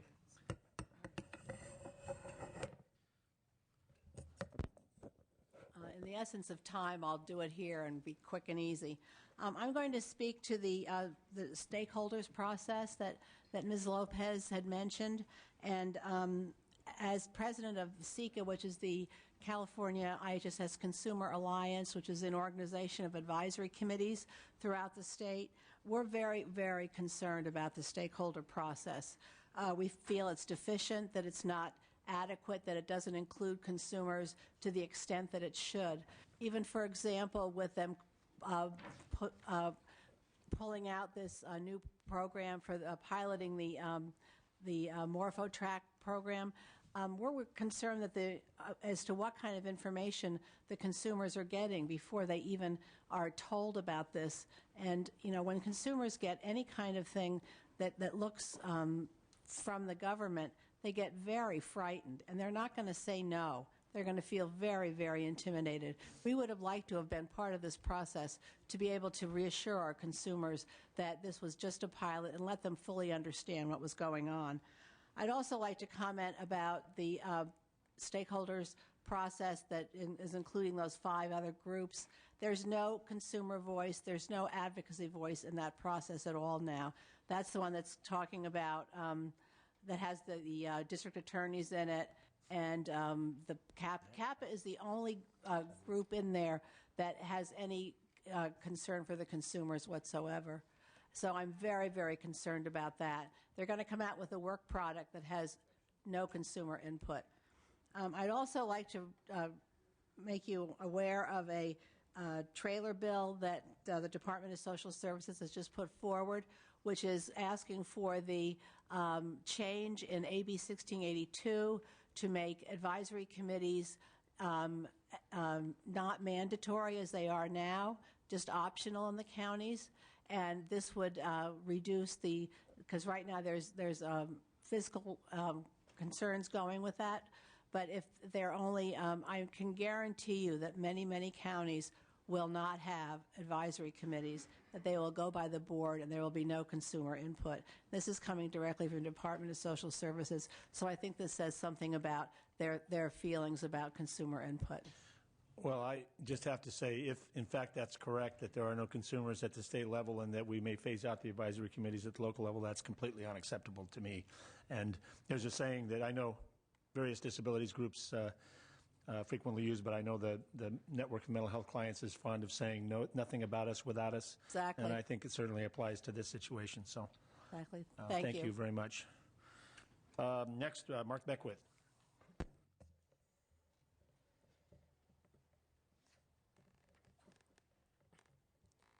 I'll keep this short because my ventilator battery is dying and I have to hopefully make it back to Berkeley okay. But this whole fingerprinting thing has really got many people upset. Not only they're going after attendants, now they're going after disabled people. And it seems really ridiculous that in a time of such a budget crisis that they want to spend like $42 million on the off chance that I might get Groucho disguise glasses and rent a second apartment and receive aid. I just think it's ridiculous.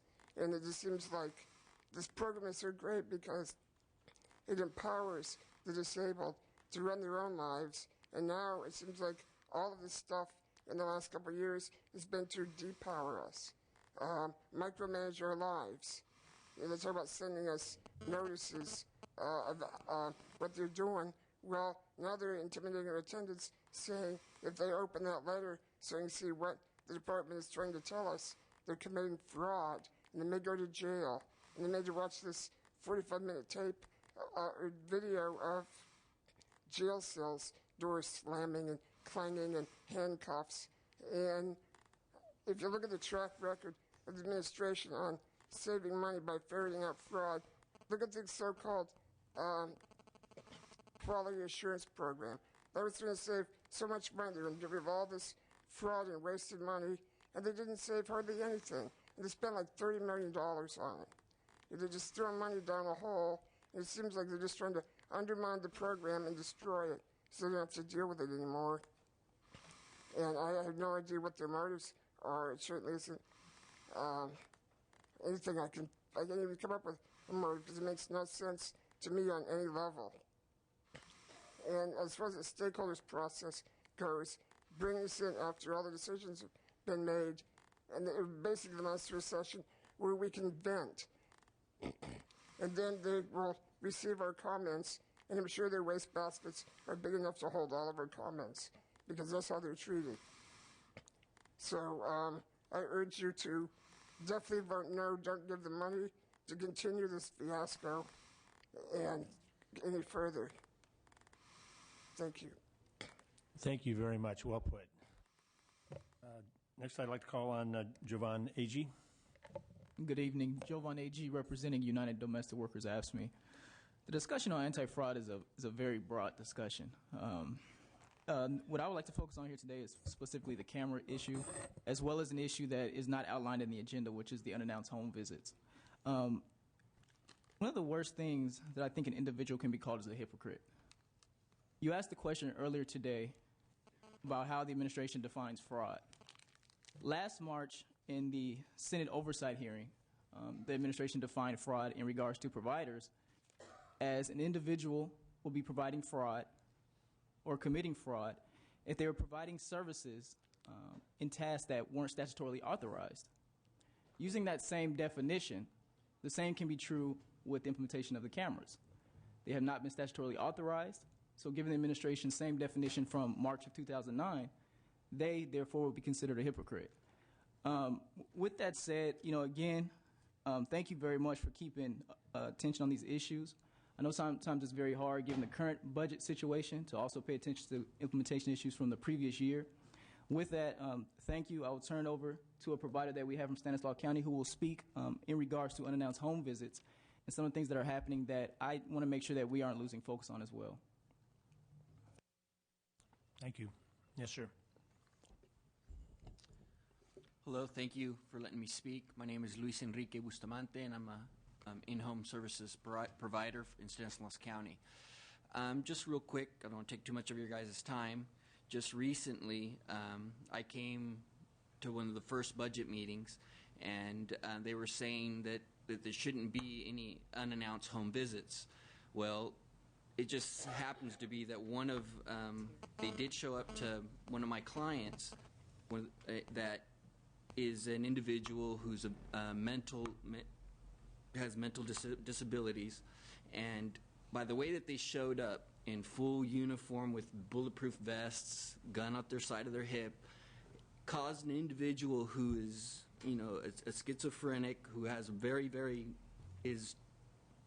how would you say, paranoid of any situation, causes him to go to into one of his episodes because he was paranoid of this.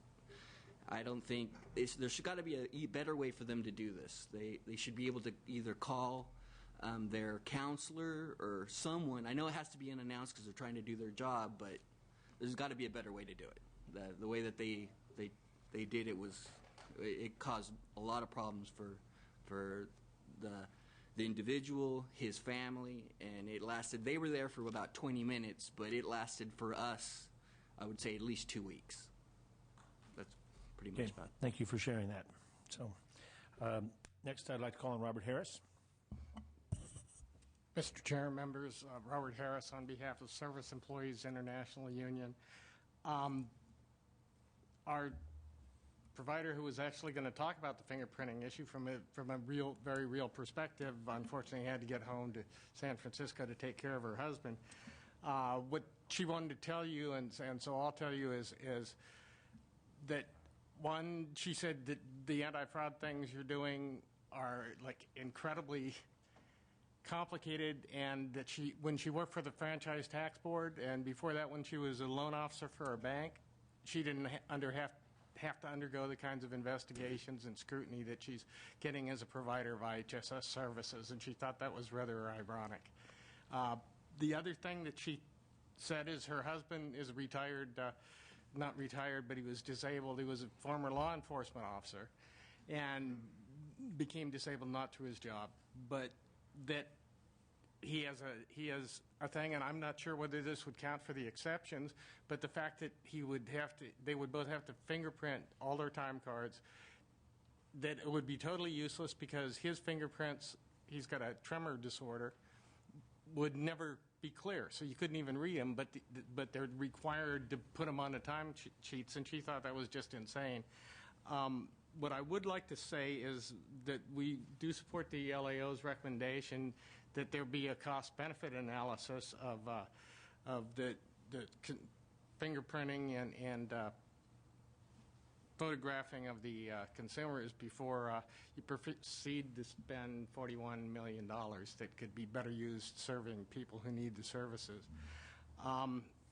We also have concerns about the actual input of consumers on the advisory panels, and the fact that the way Mr. Beckwith described it is, yeah, they have a big stakeholder teleconference with 500 people on it, so they all get a vent, and then they go ahead and do what they wanted. It isn't exactly a conducive atmosphere to take input from people who depend on the program and care about the program and are just as concerned about the integrity of the program as the people who work for the department. We would like to see that done in a more rational and sane way, and not a way just to look like you're doing something but not really doing it. And that's about all I have to say on this issue.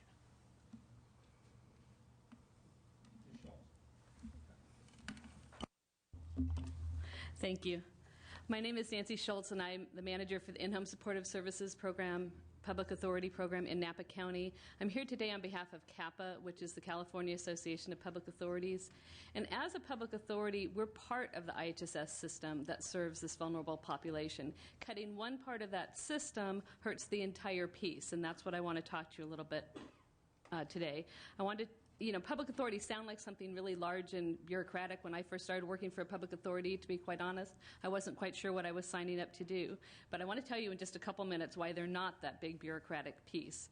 I want you to think for a minute that you're 104 years old. You can still live at home, but your eyesight isn't as good as it used to be, and you need to have someone to do your grocery shopping, pick up and organize your medications, take you to the doctor, and help you around the house.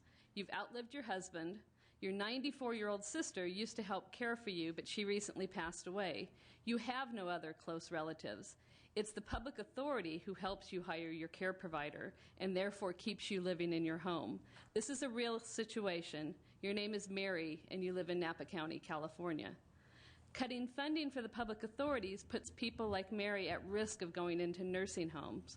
You know those. We've heard a lot about those today. You've also heard today from a lot of family members. And there certainly are the larger part of the IHSS program, but the public authority helps those same IHSS clients who don't have family to help care for them. The recent cuts to the public authority funds disproportionately hurt IHSS recipients like Mary who don't have a family member available to provide their care. The public authority is truly the safety net for those IHSS clients who need access to care providers. The public authority is the entity that assists the clients in interviewing and hiring their care provider when they don't have a family member. And it's the public authority that helps the IHSS clients keep their providers by helping them work through conflicts and communication breakdowns as they arise, as you know that they will. IHSS social workers throughout the state have very, very high caseloads. Social workers try to see their clients once every 12 to 18 months. For some few IHSS clients who have very strong family support, this 12 to 18-month standard can work. However, for the more frail IHSS clients, their needs are far more complex, and they look to the public authority as the one to help them. In Napa County this last year, the budget of the public authority was cut by 51%. As a direct result of this reduction, our public authority registry stopped processing new applicants in November of 2009. We were operating only with the pool of registry providers that we had in place prior to that date. With no new caregivers coming on board to work, IHSS clients only have available to them those existing registry providers who were cleared as care providers prior to November 1st. Going back to Mary, she will likely end up in a nursing home placement if she's not able to maintain her current provider. Finding another provider who would be willing to commute up valley, as we like to call it in Napa, will be very difficult. And as you know, IHSS also doesn't cover transportation costs. People like Mary are perfectly happy and safe in their homes with the correct supports in place. Mary has a signed letter from President Bush that's framed and hanging on her wall. It was sent to her when she turned 100.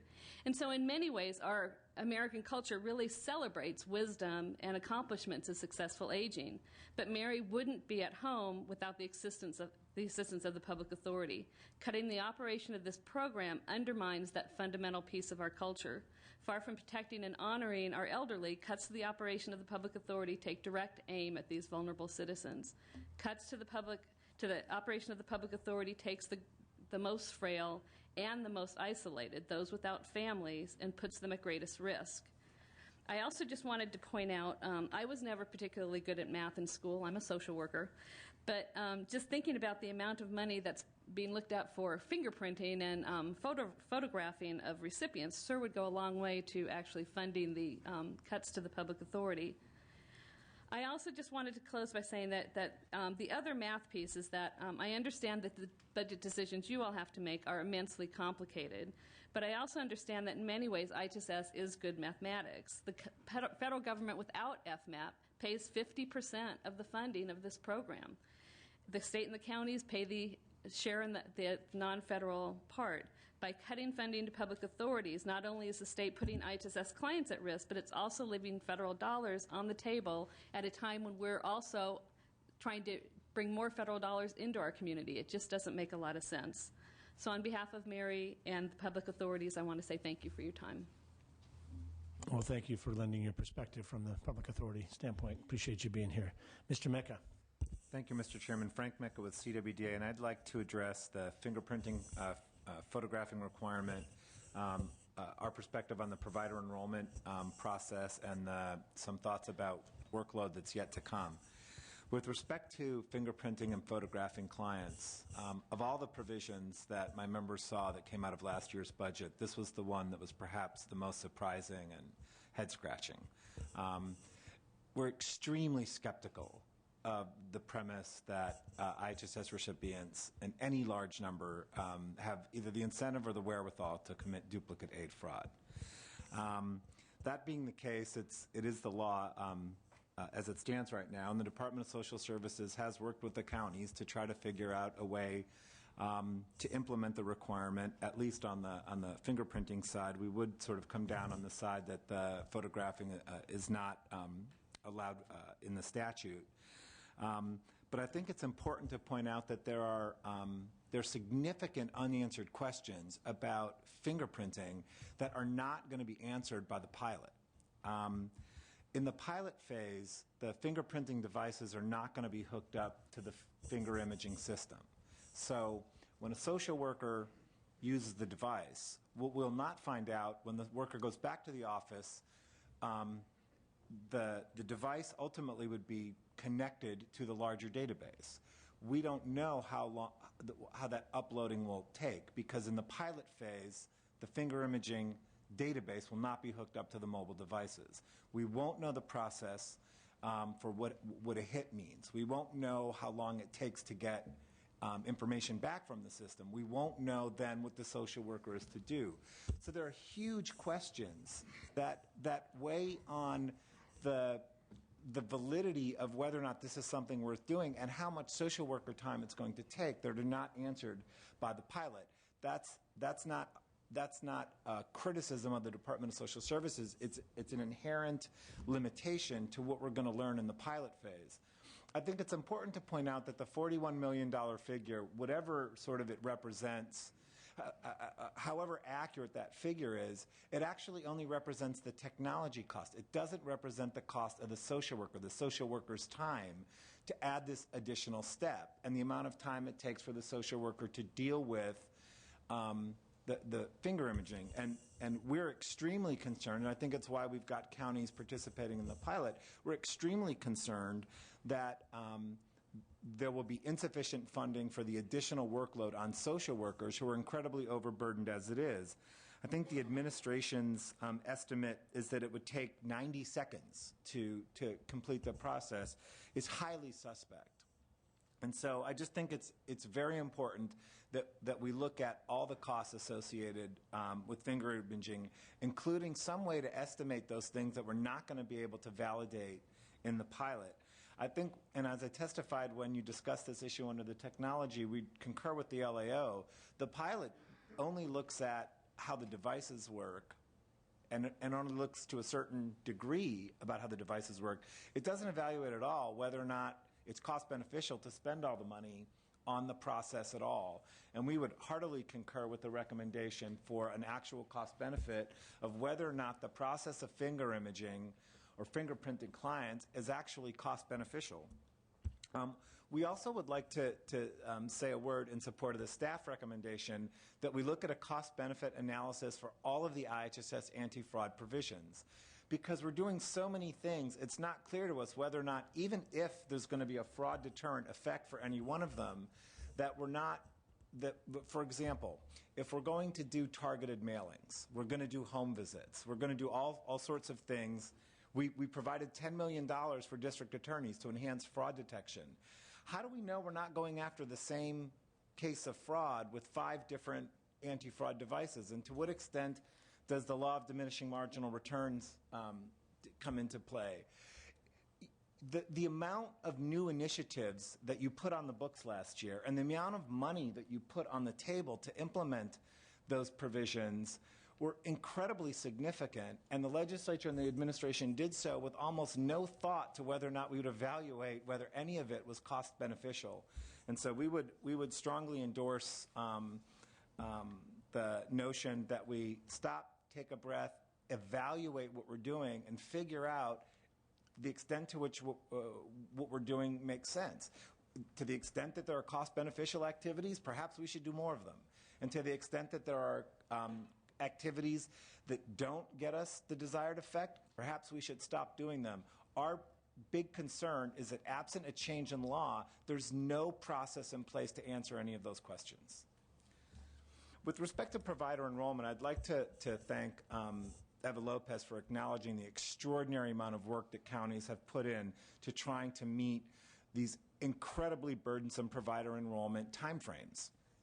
I just think it's important to point out that the administration cut the IHSS administrative budget last year, has not provided a cost of doing business increase since 2001-2002, and has an additional cut on the table for county administration of the IHSS program.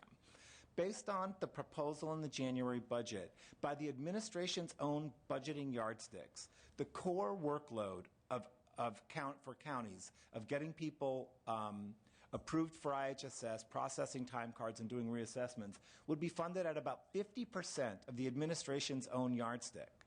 So at the same time that mostly administration-generated workload is being heaped on us, the same in the person of the Department of Social Services, they're doing their best to work with us and make the best of it, and yet the folks in the administration putting the budget together continue to chop and chop and chop at the core funding.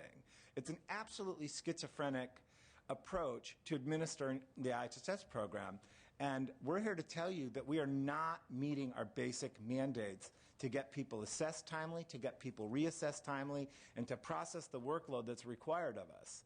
The next lawsuit in IHSS is going to be one that challenges whether or not we're meeting the basic legal requirements of getting people approved for this program on a timely basis. And so we would make this plea to the legislature and to the administration. Given everything that we're doing in this program, given the unprecedented amount of activity and workload, you can't keep chopping at the core funding and expect the counties can continue to meet the mandates that you're heaping on us. And I think finally I'd just like to say there's a lot left to do. There are notices to providers with respect to the client hours per task. There's restrictions on the use of P.O. boxes. There's fingerprinting of time cards by recipients and providers. All workload that's on the books that hasn't been done. We haven't yet developed protocols for the unannounced home visits and targeted mailings, and yet close to $10 million has gone out the door and activities has been occurring. There is a lot of work still to do, and I think that we're beyond the capacity as counties to actually keep up with and do a minimally adequate job with a constellation of laws and requirements that many of which are highly questionable at best. And so we really appreciate the committee's indulgence in my somewhat lengthy testimony today. And we would concur with the staff recommendations and the LAO suggestion with respect to cost-benefit analysis. and certainly hope that the administration is listening, and that if you want us to continue to do the type of work that you're heaping on us, you can't keep hacking away at our funding to the point where we can't keep up with the basic mandates of the program. Thank you very much, Mr. Mecca.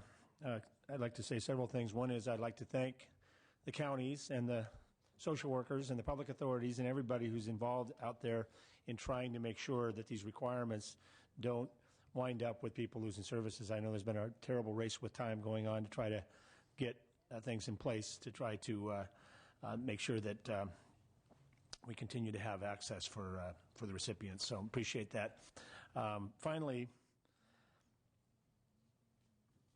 try not to repeat myself here, given all the time we've spent, but we have essentially with the fingerprinting and now photograph requirement, we have essentially a very expensive program, apparently based on anecdote and limited evidence without any cost and benefit analysis that was decided behind closed doors in a political process and was never aired in this kind of public process. So it seems to me that a small percentage of the $41.5 million needs to be spent on taking a step back and doing a cost-benefit analysis, that at the very minimum. So with that, if there's no other comments, we will proceed to the next item. So thank you all very much.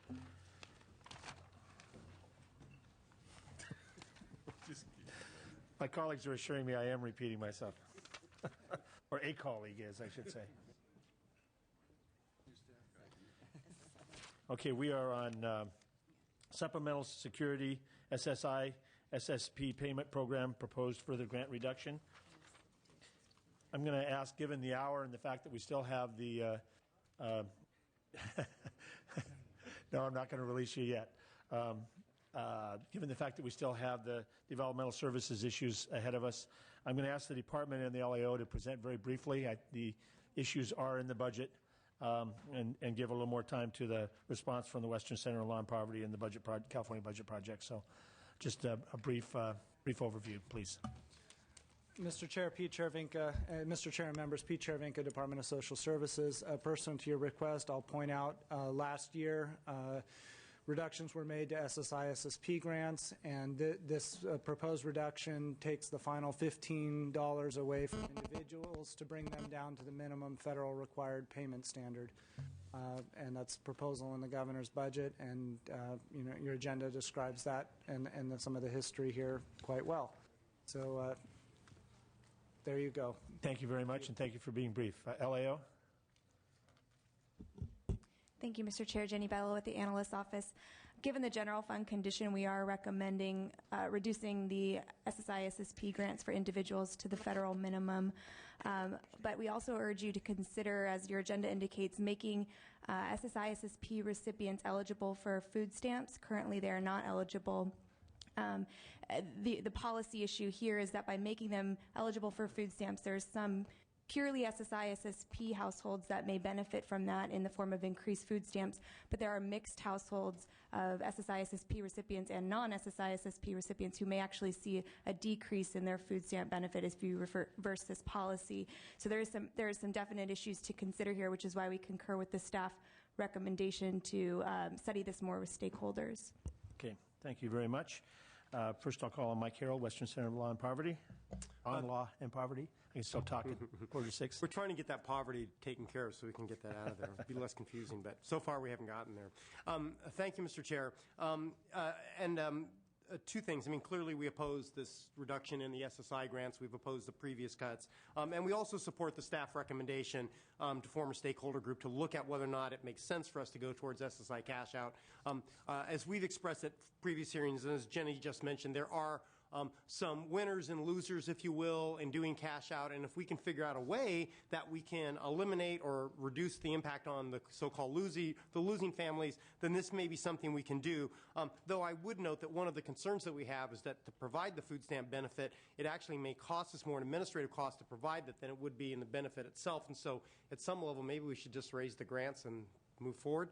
But let me go back to the main issue around SSI, which is, I mean, first of all, almost everyone that you saw testify previously on the IHSS issues today is likely on SSI. 85% of IHSS recipients also get SSI. So when we're talking about impacts on the IHSS and the loss of services that they're experiencing, they also have experienced a series of devastating grant cuts that really began not last year, but back in 2005. In 2008, we compiled the previous 3 years SSI, SSP grant cuts, and at that point, the state, up through the 2007-8 budget, had saved $1.2 billion in grant cuts over a series of eliminations of COLAs and the taking of the SSI COLA that the federal government provides every January.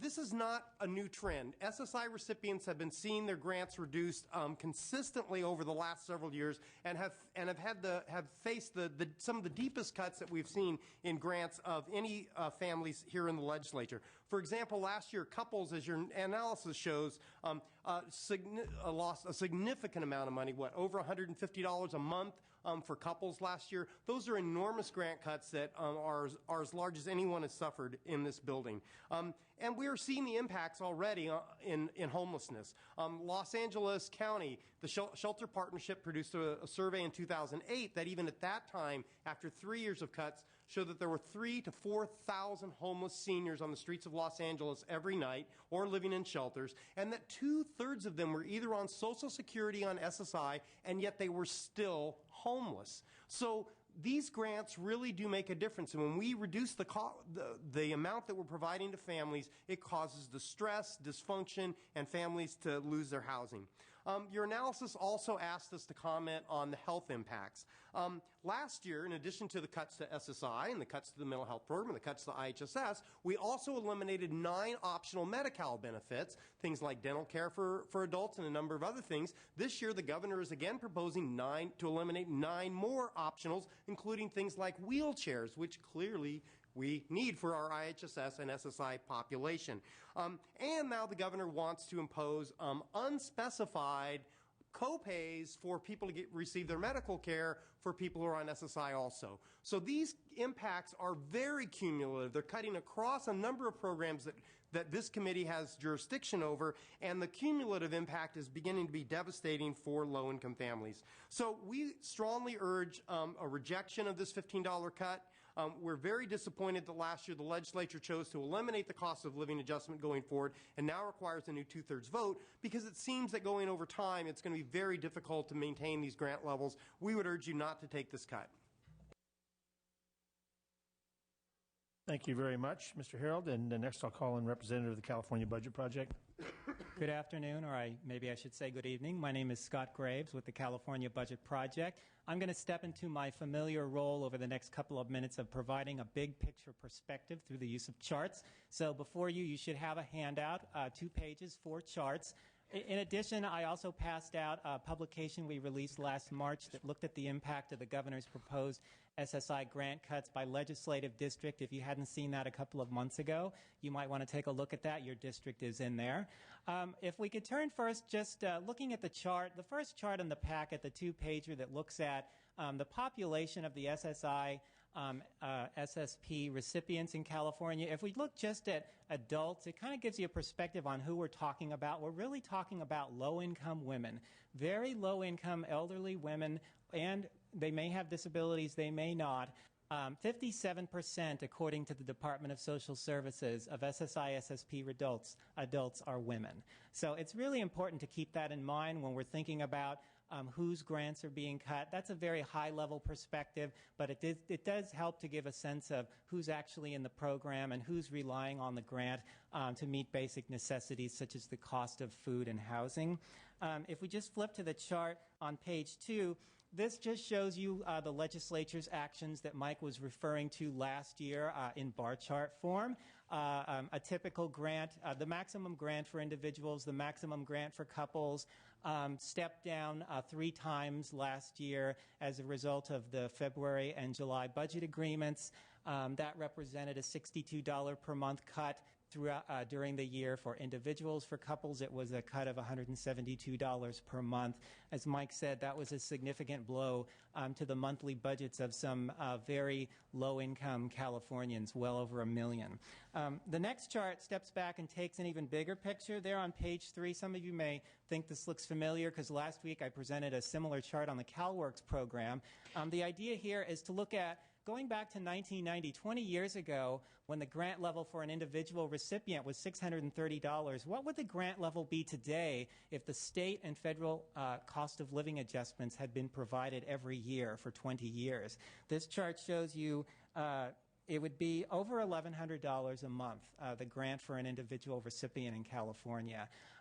Instead, under the governor's proposal, the grant for an individual would drop that last $15 permissible under federal law to $830 a month. That's a loss of over $300 in purchasing power, over 30% loss of purchasing power over the last 20 years. As you can see, that isn't something that started yesterday. It started back in the budget crisis of the early 1990s when there were multiple grant cuts, as have occurred within the last year, as well as suspension of the cost of living adjustment. The only reason those lines aren't farther apart is because the state generally passes through the federal SSI COLA every year, which means that recipients aren't losing as much ground as they otherwise would. And the last chart just brings those two lines together and shows you the loss of purchasing power.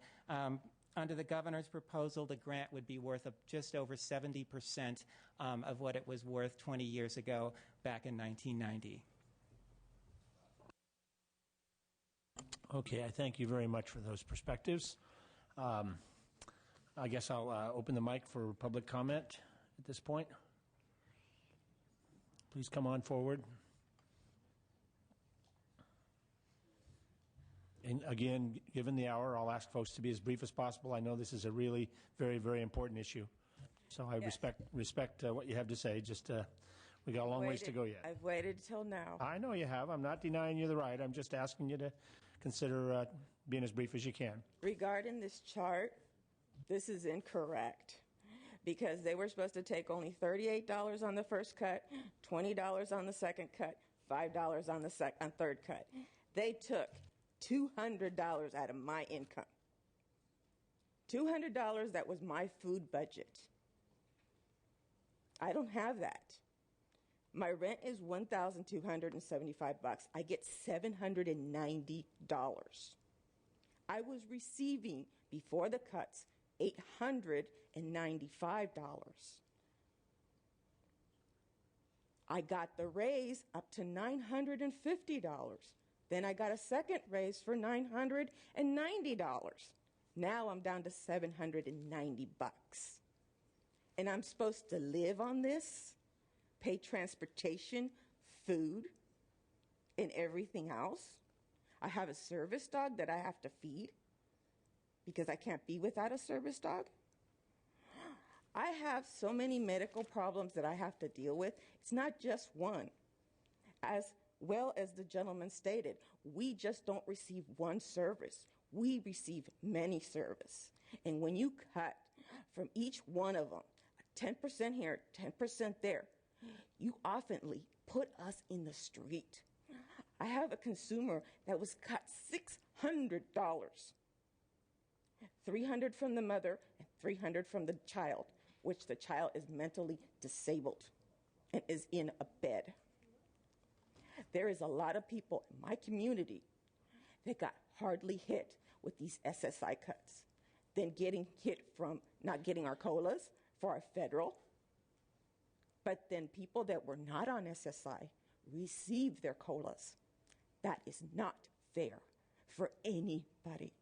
So just because I'm on SSI, I'm not able to work. I don't get the right to have my COLA, and a person just receiving, say, SSDI can keep their COLA. That is wrong. You are putting us in the street. Right now, if you continue with these cuts, I will be on the street because my caregiver lives with me. He goes to school with the money he receives from in-home supported services. He's trying to make and get his bachelor's degree at San Francisco. He does 3 hours in the morning to get me dressed and put in the chair, and 3 hours in the afternoon. If it wasn't for the assistance of my friends to help me when I'm out, change my oxygen tanks, make sure that I get my stuff, because sometimes my hands, and I sometimes cannot speak. What am I to do? Will you guys open your house for me to move in? Would you guys take care of me? If I'm not here, I'm at home in bed or in the hospital. It is not fair to our community, nor to our seniors, nor to our disabled people. What is happening here? We are not obstacles. We are people. And the moral scent needs to be done here. There is no moral. It seems like we don't mean nothing anymore. And California is supposed to be one of the richest states. I was born here. My parents are Puerto Rican. We worked in the farms. I worked in the farms since I was 4 years old. I picked up tomatoes. I picked up grapefruit. I picked up trees and all fruits and apricots and everything to be able to help my family. I did that until I was 15 years old. Then I had to get a job to support my brother and my mother. It is not fair. And until my ex-husband broke my neck, I couldn't do anything. I was able to be, I had my fingerprints done by a process server because I was a legal process server for the court, but done by welfare, done from Medi-Cal, from the DMV.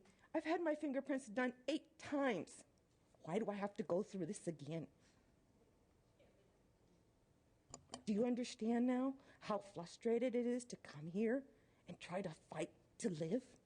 Well, I appreciate you letting us know about that frustration and the difficulties you faced and what the impacts of this would be. And guess what? Today's my birthday, and I get to spend it here with a broken wheelchair that broke on the way here, which was just given to me 4 months ago. See how things are. Well, I very much appreciate you getting here. I know it was no small thing for you to come here and spend the day here, so thank you. Thank you very much.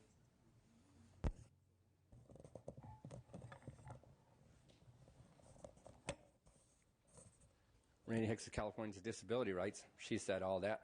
I don't need to say much else except to say that it's a cumulative increase. What's happened is, as they cut the grant, things have gone up. You've cut the budget. Transportation's not there anymore. Paratransit used to be, one time it was $30 a month, $40 a month, $50 a month. Now it's $125 a month. You take that much money out of a check, that means you've got problems if you don't live with somebody else. Rents in Sacramento are about $950 average. So not even you have enough money to cover the rent now. I know people now who are family members, I now live with other family members, because of the fact is they need to get care. The other thing is, and I like this, when they did the first cut of $37, I called them up and asked them, okay, how come my check's only this much? She goes, you know, the governor put a cut in. And her response was, you're lucky you only got cut $37.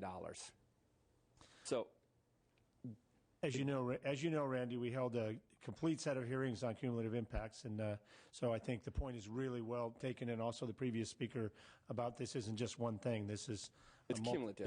It's cumulative. It's cut after cut on top of cut. I'm going to stop, and I urge you guys to reject all the cuts even after the May revision, because we know there's money coming somewhere. We just have to find it.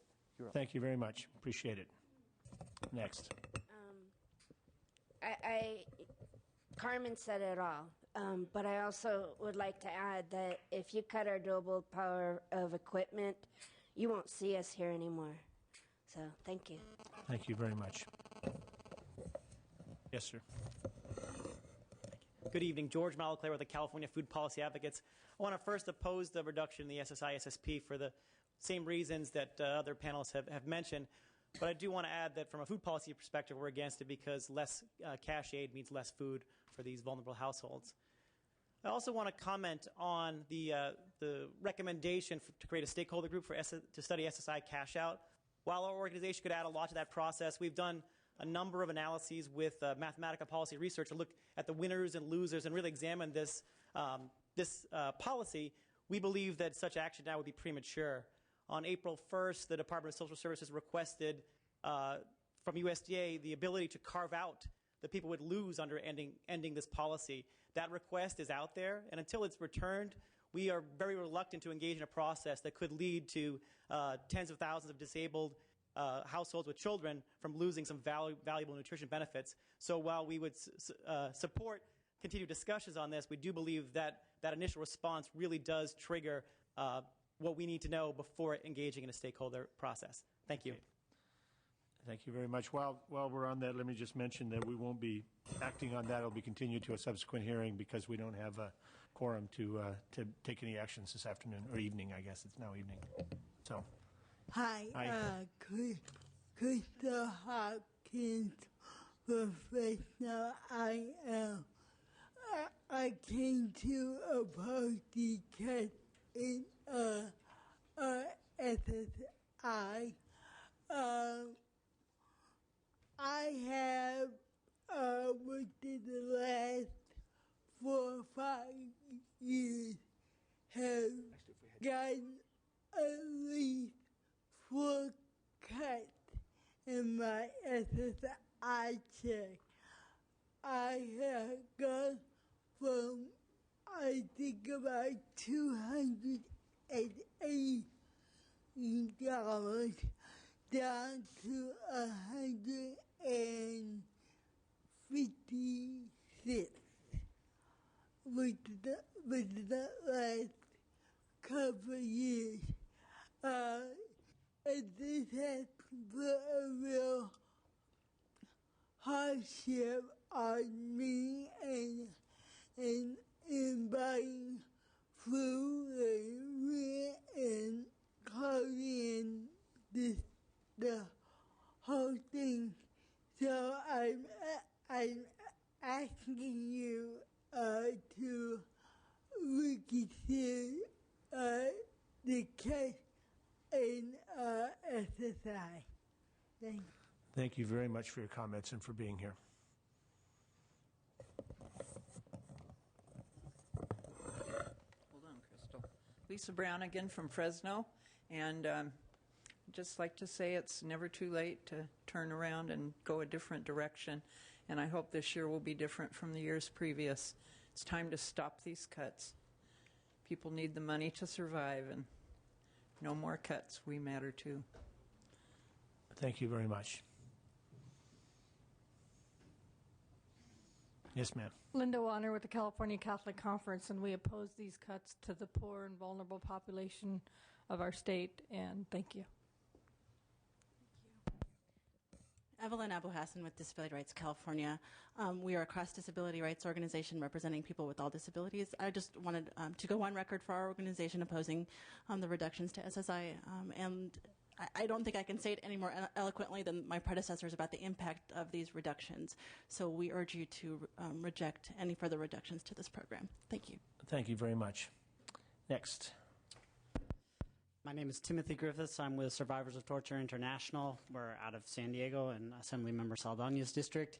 And through our staff and a network of doctors, mental health professionals, attorneys, and social workers, we provide pro bono and reduced rate services to assist refugees and asylum seekers who have endured torture in their home countries to overcome those devastating consequences and thrive as productive members of their new San Diego communities.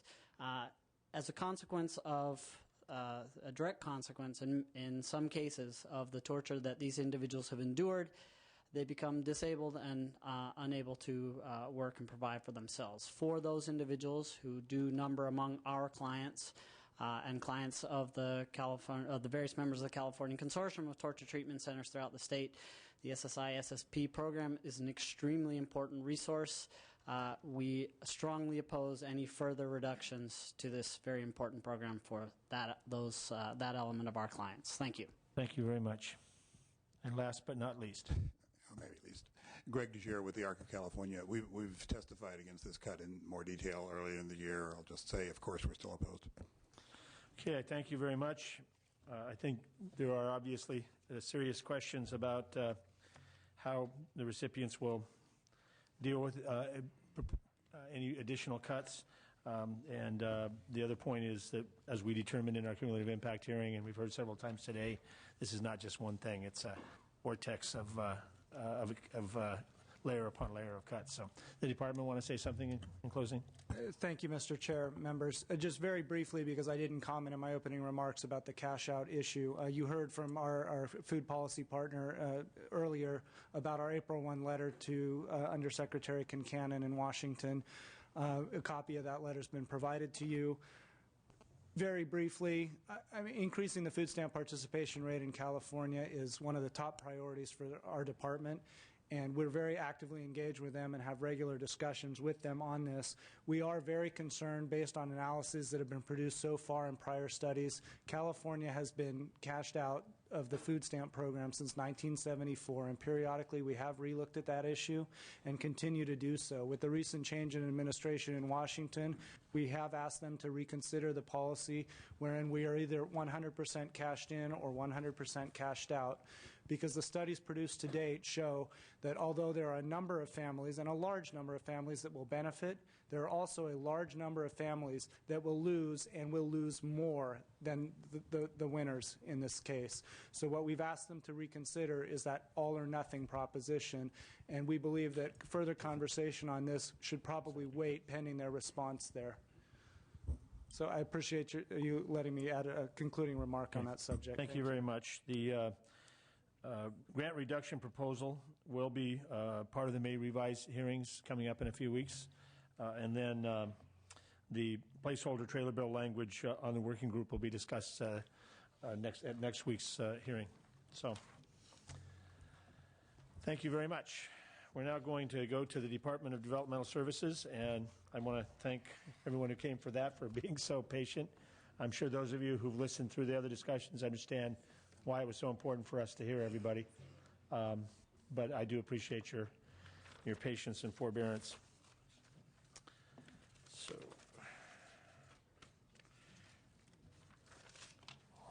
we're starting on panel 1 on page 22. Is that what we're doing? Oh, I see. Okay. The first issue is additional resources to increase federal funds participation, and I'm glad to see Ms. Delgadillo with us. Can you or someone who immediately beneath you, who works for you, respond on the needs, benefits of the positions that are proposed? Yes, Mr. Chairman and members, thank you for the opportunity to be here today with you. Regarding the budget change proposal requesting the positions, these positions are specifically for the department in order to be able to acquire multi-millions of dollars in additional federal funds. We have been, as part of our budget reductions last year, our commitment was that we would try to get as much federal money as we possibly can, and in doing so, we did a lot of new things, including applying for a brand new state plan amendment that will result in us having to do new tracking and billing for 40,000 consumers to the federal government. In addition to that, after 2 years of negotiations with the federal government, we have successfully reached agreement with them on getting additional federal funds to cover the cost of transportation and day program services. That's later in the budget or in the agenda that we'll talk about it, but that's going to result in us billing monthly 1,200 new providers, 7,400 new consumers. So the workload that's involved is very, very significant for us in terms of the volume, and it's also very important because we're at the point now where we're having to look at every consumer to make sure that we don't double bill the federal government, because we're getting all the federal money. We don't want to, at the end of the day, be back a few years from now with a disallowance because we haven't tracked them correctly. So these positions are really critical for us.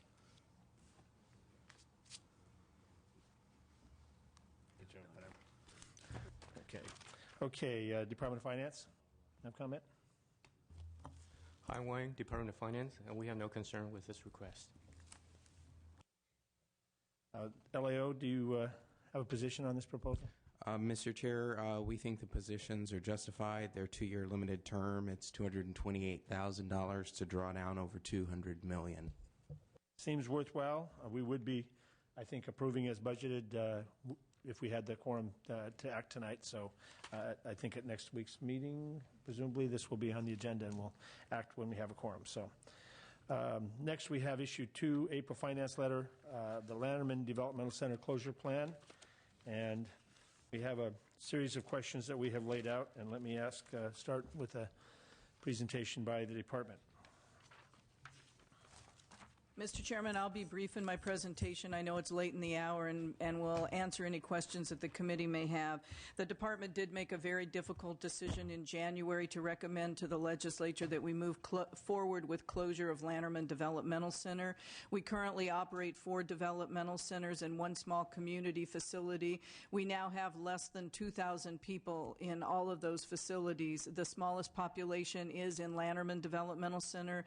The developmental center also is one of our oldest facilities, and it's facing significant costs related to infrastructure in order for us to be able to continue operating it. The plan that we put forward addresses the issues that are statutorily required, and I can respond to any questions that the committee may have. Well, my question is it correct to understand that we are moving, or the department has moved away from so much of a calendar-driven approach towards one that recognizes that the IPP and the planning process, and whatever that takes, is what's going to actually determine the schedule for closure? Absolutely. The department is committed, and in the plan we outline that we're very committed to making sure that the process is driven by the individual needs of the consumer. We say at a minimum it's going to take 2 years. We're not setting a closure date. That's a lesson we learned well with the closure of Ag News.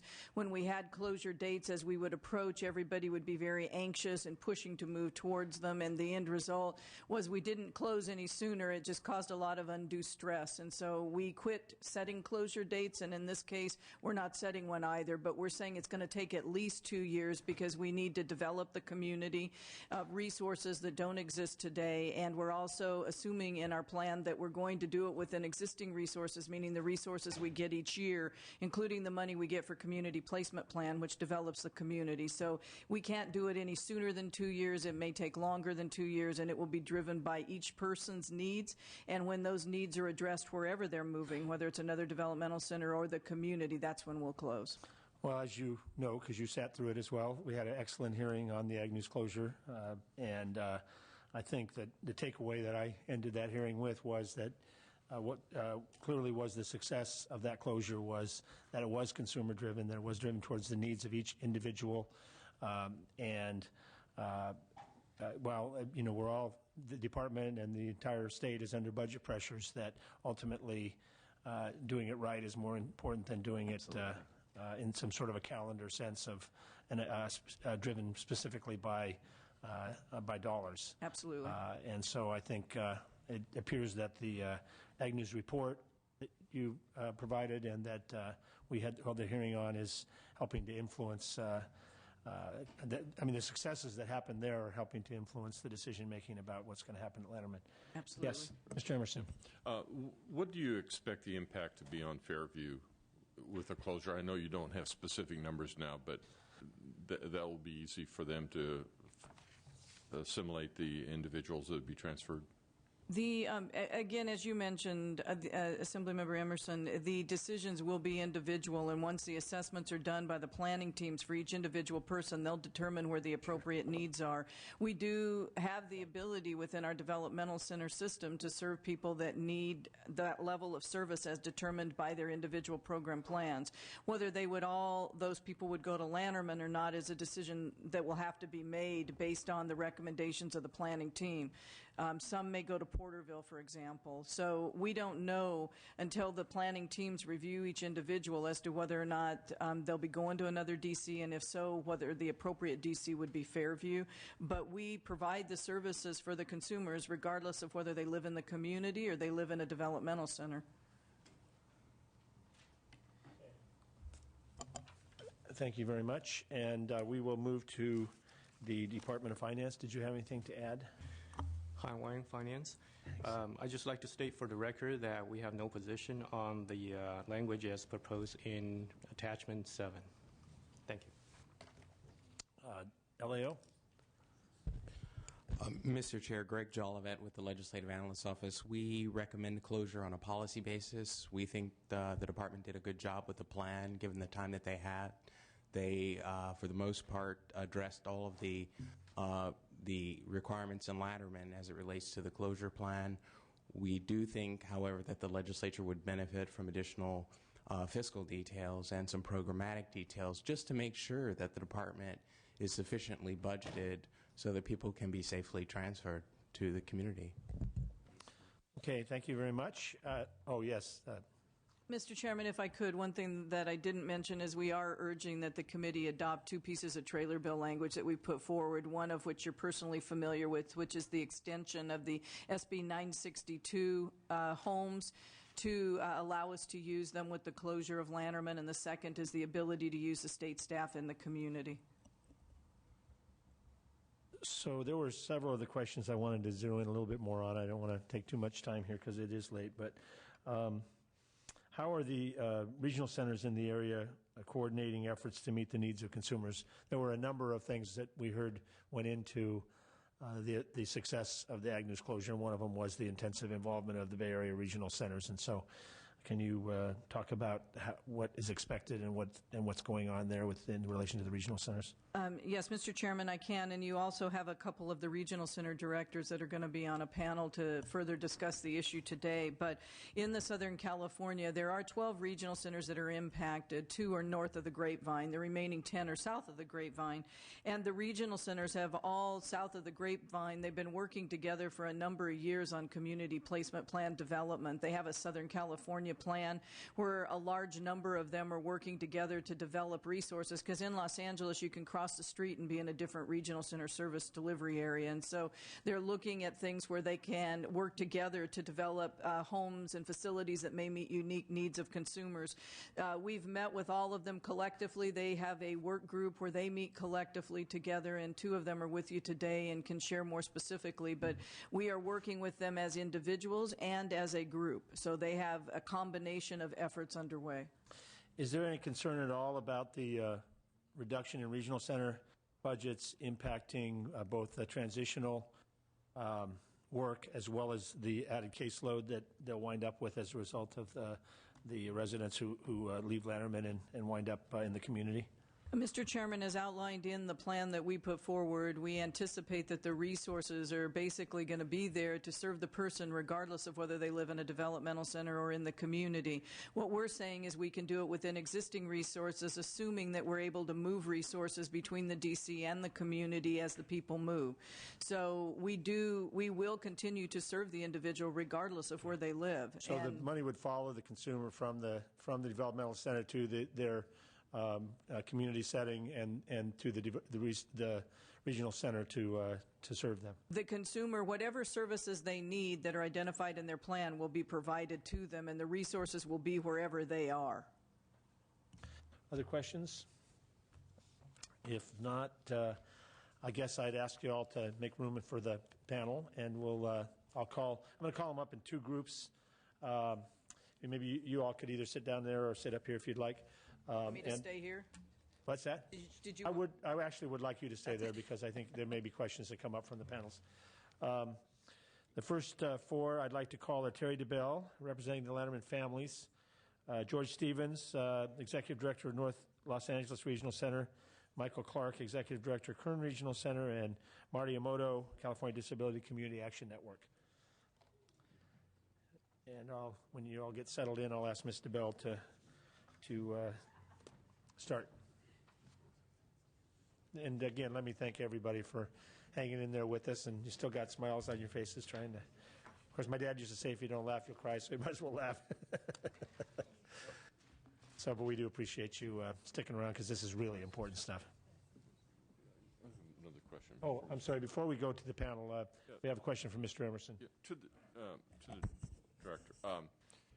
At Ag News, we constructed a lot of homes that individuals went to. The regional centers, are they equipped with housing needs that could people transition into, or what's the situation that's different at Lanterman than is Agnews, if you could. Yes, Assemblymember Emerson. In the case of Ag News, there was $100 million in CalHFA, California Housing Finance Agency bonds that were made available to the regional centers to acquire and remodel homes that would remain in the system in perpetuity. We're not going to be able to get the bonds again. As you know, the bonding situation in California is generating very high interest rates, and we've not yet been able to sell the bonds for Ag News. In the case of Lanterman, however, and part of the reason we're saying it's going to take at least 2 years to close is that every year in our budget there's community placement plan money, which is money that's provided to the regional centers to develop resources locally. That money can be used to acquire property. We require a ratio where they have to get other resources where we're not the full purchase, but so you can acquire property that way. In addition to that, working with the regional centers, they can obtain resources without owning the house per se, although ideally for the long-term benefit, if California was in a position to be looking long-term, the better thing is to buy it once now and not repurchase it through the vendors. Yes. I'd like to introduce Assemblywoman Torres, whose district includes the Lanterman Developmental Center. I apologize. I'm not on this committee, but this is obviously You're welcome here. An issue that is very close to me. On that issue of that money, I know we talked about this before, but can you explain, currently this money is already budgeted for regional centers to provide or upgrade the housing in the communities, or? Yeah, as a result of state law and some lawsuits back about 10 plus years ago, in our budget every year is funding that's called community placement plan money. And as a result of a more recent lawsuit settlement also, each regional center every year is required by law to let us know what they need in terms of development in the community to allow people who might otherwise need a developmental center to stay in the community and to assist those who are their individual plans have identified them for placement in the community. That money can be used for acquiring housing. It could be used for acquiring a vendor who may have housing and you purchase a service from that vendor like a group home. It could be for day programs. Each regional center does an assessment of what they have, what's their stock of resources, what are the needs that they have, and then they plan ahead. And so we have things coming online this year that was in community placement plan money given to these regional centers 2 years ago. And so it takes sometimes a couple of years to get everything up and running. And so we're looking at resources that we've spent in 07, 08 that might now be available in 8, 9, and 9, 10, and 10, 11. And right now we have about $77 million in our budget, and in the last couple of years, roughly 55% or so of that money has gone to the centers that are impacted by the closure of Lanterman. So this money is already, they have already planned for this money. Does this mean that there would be further reduction to the regional center's budget because we're moving it? Okay. No, there would not be further reduction. This is additional money that's specifically to develop the resources. Now, what would happen is in terms of the money that's already out there, and the regional center directors can address this more specifically, but for example, they had anticipated maybe that 10 people were going to be moving this year from developmental centers, and maybe those 10 people were going to come from 5 from Porterville, 2 from Fairview, and 3 from Lanterman. We're saying if you don't already have a person that's identified, meaning consumer Terry is going to move to this house and I'm ready and excited. But if they're just planning for consumers and they've not yet identified them, we're asking them to see whether or not a Lanterman consumer might want to live there. But we're not changing if they already have somebody committed to it. So, but it's not a reduction in any way to their resources. I think you answered this question, but how did you say how much of the $77 million community placement money would be dedicated to Lanterman? The amount, it's about 55% is how of the 77 is what has gone to them this year and last year. We're currently doing the 10-11, so I can't give you the exact dollar amount because we're working with them now. I'm hopeful by the time we see you again in a couple weeks for May Revise, I can give you more specificity. But we're trying to work with them, looking at all of that now and looking at the rest of the regional centers throughout the state, because we're not suggesting that we're going to take their money and put it south either. We're suggesting that we're going to still fund CPP. Now, a partial answer to Mr. Emerson's question also, and I don't know how public this is yet, so I hope I'm not letting the cat out of the bag, but there's at least under consideration, and I think it's more than that, that the 962 home concept could be applied more broadly as well. Actually, the trailer bill language that's before you today would do exactly that, and we're urging adoption of it, that it would be applied statewide and available statewide. It provides us with an option of services in the community that are lower than putting someone in a hospital or a skilled nursing facility, but higher than an intermediate care facility in terms of level of care. It's difficult. It was especially difficult to picture back when it was just an idea. But it's difficult to picture what we're talking about when we're talking about 962 homes. And I've invited Ms. Torres, and if you haven't had a chance to go look at them, Mr. Emerson, I really do encourage, because it's once you see the setting and understand it. Certainly, I know we heard in the previous hearing on Ag News, and I presume we're going to hear today that creating that kind of setting gives certainly family members and advocates a lot more confidence that moving people out of the developmental center into the community, even those who are very medically involved, can be done successfully. So,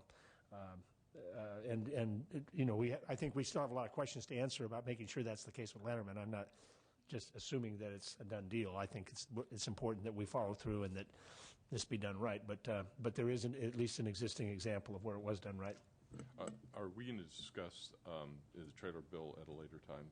I think so, since we're not able to vote on it. So we'll be able to get more of the costs of what the individual homes are at this point. Mm-hmm. At that point. Sure. Okay, thanks.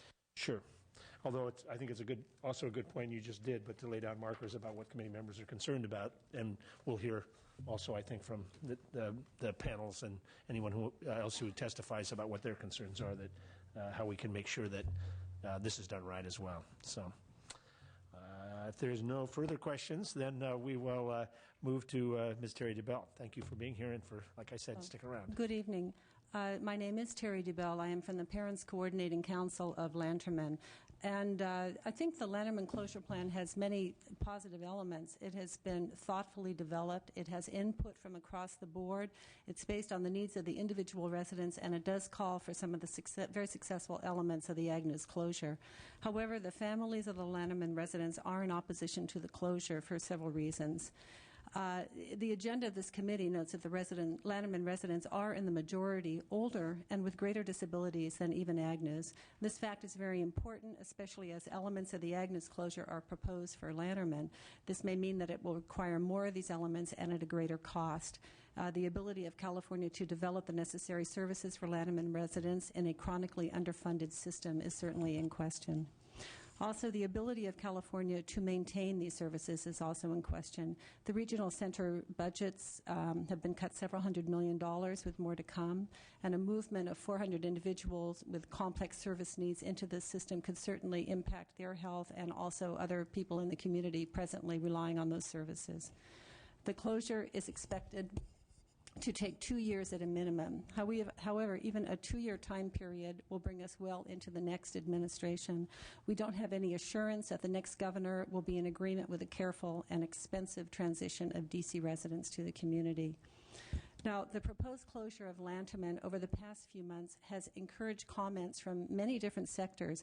I think that has reminded us of the progress that individuals with developmental disabilities have made in the areas of employment, education, housing, recreation, and even politics. However, developmental centers have not been made redundant or obsolete by these advances, but have evolved also to supply the necessary individualized care so that the IPP goals of each resident may be reached. Our family members and others continue to need this level of care, and so we urge you to reject the proposed closure of Lanterman. And I would like to thank you, Assemblymember Chesbro, for visiting Lanterman the other week, and I'd also like to thank the department for arranging that tour that really highlighted the remarkable residents of Lanterman and the professional staff that provides their services and supports. Thank you. Thank you very much, and I think I know that Ms. Delgadillo would agree with me that the family perspective is very important, and as long as I'm here and have the opportunity, and I think I can safely say this of the director as well, I intend, and I feel confident that she intends to continue to involve the families as much as possible. So, thanks. Next, I'd like to call on Michael Clark, George Stevens, Executive Director of North Los Angeles Regional Center. Welcome. Thank you. My name is George Stevens, and I'm the Executive Director of the North Los Angeles County Regional Center. I'd like to express my sincere appreciation for being given the opportunity to testify before the committee today. I'm here on behalf of the Center's Board of Directors to convey our support for the planned closure of Lanterman Developmental Center. The closure is consistent with current public policy to provide community living options and services for people with developmental disabilities. North LA County Regional Center is one of 12 regional centers in Southern California. We serve over 17,000 individuals and their families, including 72 residents of Lanterman Developmental Center. North LA has a long and successful history of working collaboratively with all regional centers in Southern California to develop viable community placements for developmentally disabled residents, as demonstrated by our work in the Caulfield Settlement, the closure of Camarillo Developmental Center, and most recently we collaborated with the Southern California Integrated Health Project to create an array of community living options tailored to the unique needs of the residents of developmental centers. This fiscal year, the project plans to develop over 70 individual community living options for developmental center residents. We have a great deal of experience and successful history of moving individuals into the community. We still must be mindful of each person's unique needs and the role of his and her family in this decision. Our experience tells us that there are no shortcuts in terms of person-centered planning and ensuring for the health and safety of each consumer moving into the community. As such, planning teams must carefully identify and document the service and supports for each consumer, followed by selecting the right service provider or providers with the necessary skill sets to carry out complex individual program plans. With all this said about the success and how we do things, at the end of the day, the two words that can best describe what needs to take place for a successful transition from a developmental center are relationships and trust. For North LA County Regional Center, at the core of our community is built on relationships among consumers, families, providers, and regional center staff. We must work together. We must trust everyone is committed to meeting the unique needs of each individual in order to ensure success. Our history shows us that people that move in the community do have more meaningful lives. Thank you. Well, thank you very much. Needless to say, as I earlier commented, you at the regional center level are going to have a really critical role to play if this is to be successful. And I mean from a client point of view, if this is to be successful, because that's really the point of view we all should be taking. So thank you. And so next, I'd like to introduce Michael Clark, Executive Director of the Kern Regional Center. I'm Michael Clark, the Executive Director of Kern Regional Center in Bakersfield, California. Coincidentally, I also happen to be the father of a child, a young lady with developmental disabilities. We think the department has actually done a very good job in terms of the coming up with a plausible, meaningful, consistent with public policy, good plan, given the short amount of time that they had to work on it. So we think that represents a lot of very good work. We're one of the regional centers north of the Grapevine. We actually have only one of our consumers placed currently at Lanterman Developmental Center. We certainly will work hard to come up with a good place for that consumer to live back in our community. Because of our history with the community placement program, and I've been the director at Kern now for going on 25 years, and in those 25 years, we brought between 12 and 25, maybe even as many as 30 in 1 year, people from the developmental centers into the community. We pride ourselves on really not focusing on the numbers, but rather focusing on the individuals and their needs, developing an IPP, a person-centered plan-based IPP, which considers the full array of needs that a consumer in a developmental center has. We believe the department's plan really proposes that same type of action which occurred at Agnews to occur around moving people from Lanterman into the community. We think that the reliance upon that strong person-centered planning process, it makes sense, and it's the only way to proceed that you have a chance of having real success. And Assemblyman Chesbro, I would absolutely agree that if we're going to talk about success, we have to talk about success from the point of view of the consumer. we in those plans, we really do have to make sure, it's not just a matter of coming up with a residence, a place for someone to live, even an activity during the daytime. Those things have to be considered. But in the case of the folks coming from Lanterman especially, although we've found this through the years with people coming out of Porterville as well, there really are strong medical overlays in many, many of these situations, and you have to make sure that there is medical support within the community that is there and available to address the individual's needs both on good days and bad days, and that takes some time to put together. Because we are so far removed, we think we can play a role and help bring a number of people out of Lanterman Developmental Center into our area. We would only want to work with people that are willing to relocate north of the Grapevine, and our area has a couple of particular advantages that can be helpful in this.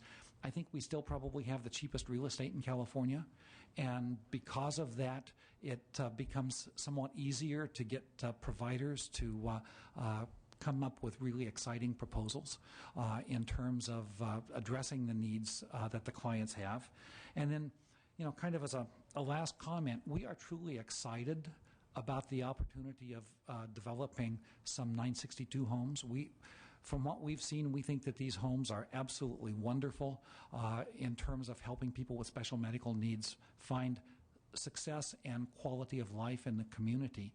And we think it would just be a wonderful thing to have within the variety of services that we can provide to people who need those. So we strongly endorse that trailer bill language that would make that possible. Thank you very much. A question I asked Ms. Delgadillo, and I probably should have asked Mr. Stevens, but I'll ask you, do you perceive any potential problem both with transition of these individuals and with increased caseload given the budget pressures that the regional centers are under? I somehow I just had the feeling you might ask that question. And my answer is, I don't mean this to be cutesy, but, I see our system right now and our regional center, I won't speak beyond that. We're among the walking wounded, but the important thing is we are still walking, and we're still very positive. And, do we have more to do than we can possibly do? Absolutely. Are we committed to doing everything we can for the benefit of our consumers and to help people find quality lives in the community? Absolutely. That's why we are there. That's why we do what we do. So will it be difficult? Yes. Will we continue to move forward and do our best to make it work? Absolutely. Okay. Well, thank you very much. You're welcome. Mr. Emoto. Welcome. Thank you, Mr. Chesbrough and Mr. Emerson. First, I want to thank you both for staying here so long and listening to us. I know it's difficult to tell our story, but it's also challenging to listen to us too as well. So we appreciate you being here. My name is Marty Emoto. I'm the director, founder of California Disability Community Action Network. I'm a family member. My sister Elena had developmental disabilities. The reason I mention it is because back in 1971, my parents were told that really the next step after she left high school, which was in 1971, was to be placed in perhaps a developmental center there was no other services in Monterey where we were living. So they asked me to go up there to San Jose to check it out, and I did that. I was in high school then and visited Agnews. And it was enormous in those days and kind of isolated in San Jose. There wasn't a lot of buildings around. The suburb wasn't touching Agnews at that point in time. And I just came away thinking it wasn't the right place for her, partly because I would miss her a lot, and I think she would have missed us a lot. And so it just wasn't the right fit. And I'm saying this because for a lot of those families who made the decision to place their children in developmental centers is sometimes there wasn't another choice. And sometimes it's a quirk of fate. If my older brother would have went instead of me, he might have thought it was the right place for her. And so that didn't happen. And because of that, I think I have strong empathy for the families and for the workers at Lanterman to understand that if any closure takes place, that it respects people's rights and it respects people's lives. And I think no one in this room, whether they're for the closure of Lanterman or against it, would ever want a person's health or safety threatened or their rights not respected. And that's true not only of the people who live there, but the families and the workers. And I think Terry Delgadillo and her department, and also the legislature, because they approved many of the statutes that allowed the closure of Agnews to happen in the way it did, I think has proven that, in fact, a closure of a state facility like Lanterman can be done in the right way. Lastly, because I'm going to cut my comments short because I know I have colleagues who still need to speak. In the previous hearing in the Senate, some of my colleagues, my friends who are advocates, were trying to provide reassurances to the families of Lanterman that people who have moved out of other DCs have had success stories, and that they shouldn't be scared, and that they're living good lives in the community. And I think they are. But I think it's wrong for anyone, for any of us, anywhere in this room or anywhere in the state to tell those families not to be frightened and not to be scared when they're being faced with a major change in their lives. And in the future, despite our assurances and despite the good work of the department, is not real certain. And just as we're scared in the community about cuts to in-home supportive services, to SSI, to more cuts to regional center services, the impact to the autism community, we're frightened too. And so we can't tell other people not to be frightened of change. And so all I ask is that for my colleagues and for the legislature and for the department is to understand that people are going to be frightened. And if we want to do something to reassure families, then one thing I would suggest, and this is something that I know that's on your agenda, is please, no more cuts to our community. Thank you. Thank you very much for that excellent testimony, Marty. Appreciate it. And thanks to the Regional Center Directors and Ms. DeBell. I'm going to ask William Leiner, Staff Attorney for Disability Rights California, Robin Herrera, SEIU Local 1000, and Tony Anderson, Executive Director of the ARC for the ARC of California, to come forward for the rest of our panel.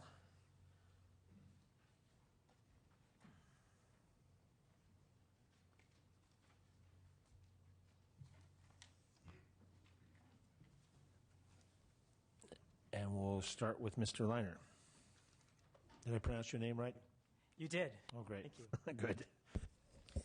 Well, I want to first start by thanking the committee today for the opportunity to speak. My name is William Leiner. I am with Disability Rights California.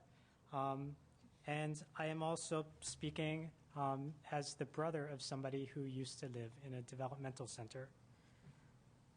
I want to start by saying that Disability Rights California supports the closure plan that was put in place by the department. We will be submitting written testimony, but I want to take a moment to highlight some aspects of that testimony today.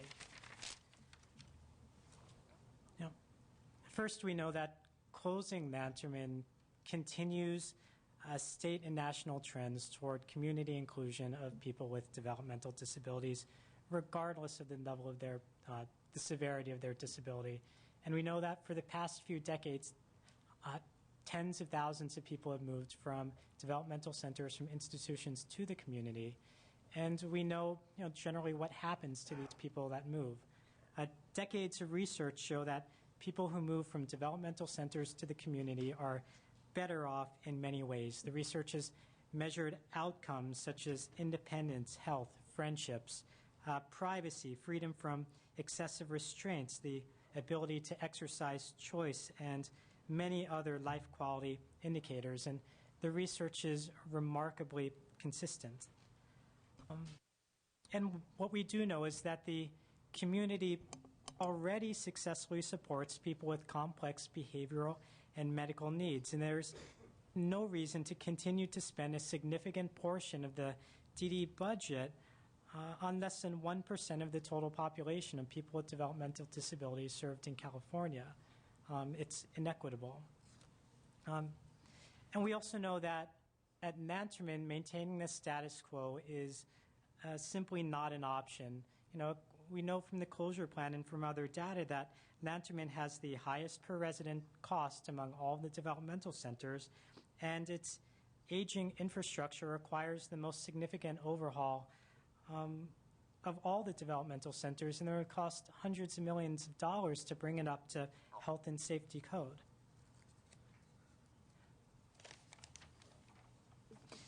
Assuming the plan is approved, we, like everybody else, think it should be done in a way that makes sense. And, to us, this means continued legislative approval and a commitment to funding community placement plans for both, transition plannings and prompt resource development of small community homes that meet the needs of Nansemond residents. It means that individualized transition planning should proceed immediately for all of Nansemond's residents so that when the time for implementations comes, people's needs can be met without any delay. And it means continued opportunities for stakeholders to participate on advisory groups. And these stakeholders should include residents of Nansemond. It should include people with developmental disabilities, peer self-advocates, and other people who have knowledge of the community living options and services and supports out there. And, lastly, we think that the plan, should definitely have a component for robust oversight.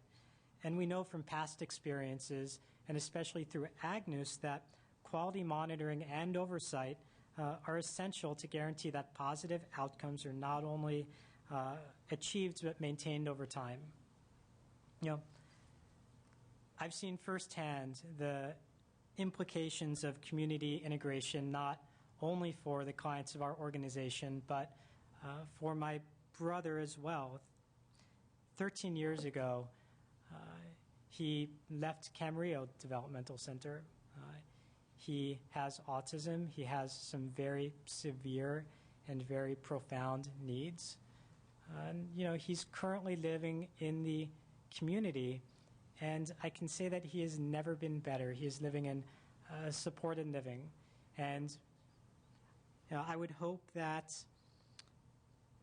and I look forward to working with the department and the legislature to ensure that similar opportunities are available for all of our citizens with developmental disabilities in California.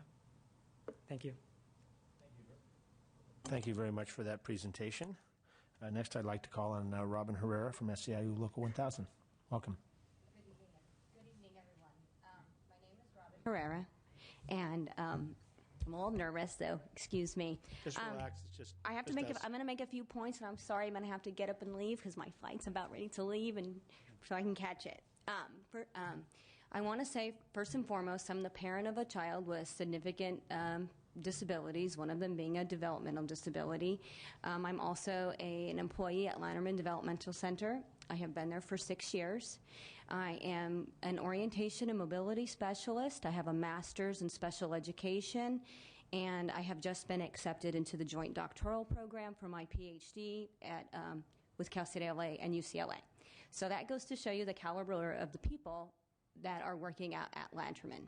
Many of the employees are multiply certified and hold higher education degrees. And so with that, I am a specialist who works specifically with the blind or the visually impaired. I have been working at Lanterman Developmental Center for the past 6 years. What brought me to Lanterman Developmental Center was a licensing requirement to have somebody who was knowledgeable in all areas of disability for everybody who was at Lanterman Developmental Center, being that they had a significant visual impaired population and they didn't have anybody to provide services for those individuals. So that's kind of was the impetus for my employment. Since I have been at Lanterman Developmental Center, I have also helped for Lanterman to hire an additional 2 orientation mobility specialists, showing that there was still significant need for that population. And what strikes me is that when I go into the community, because I am an advocate of community placement, and I go to homes to help vendors and homes to renovate or to fix or to make sure that their homes are most accessible and will the individuals who have visual impairments make it easiest for them and that they can be as independent as possible. Never on any occasion have I gone into a home, has the home not offered me employment nor asked if there was another orientation mobility specialist that I knew of that could provide services to some of their clients. Never have I gone to a 30-day post-placement visit of an individual that I've worked with who's gone into the community, a 60-day post-placement visit, a 120-day post-placement visit, nor a year post-placement visit, and that individual be receiving services from an orientation mobility specialist. It is in their IPP for them to have consultation and direct services once they leave Lanterman and go into the community, yet I have never found that to be the case. I would ask the regional centers how many orientation and mobility specialists they actually have on staff to service all of the individuals who are blind and visually impaired. That is a concern of mine. Those individuals are losing independence and skill level by not having somebody in my area of disability to be able to promote independence. At Lanterman, I'm able to help teach them to walk to work independently, walk to their medical appointments independently. And when I say independently, that's, of course, with sort of supervised independently. And they're losing that skill when they're going into the community. They're losing the skill to be able to travel within their home. And that concerns me greatly, that none of my former students actually have those services. I would also say that it has been my understanding, and like I said, I'm a proponent of community placement, that I am always working to work myself out of a job. I am always working to get my students as independent as possible so that they may move into the community. That has always been my goal, and I believe my colleagues' goal, and that is driven by their IPP and their team decision. And so to say that automatically everybody is going to is now that is our big focus, all of a sudden to get everybody into the community. It has been my understanding since I started working there that that's what I was working for since the beginning. And so to me that seems to be a little bit contradictory. Wasn't that what we were working for, from the beginning? And that's in accordance with the Olmsted, decision that the ID team determine that individual is ready for community placement, that individual, wants to move, and that the supports and services are in the community for that person, and that no other person's services will be impacted.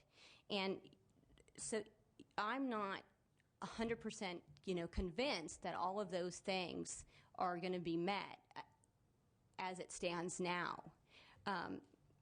So, I have concerns about that, considering the supports and services specifically of my discipline I know are not available right now.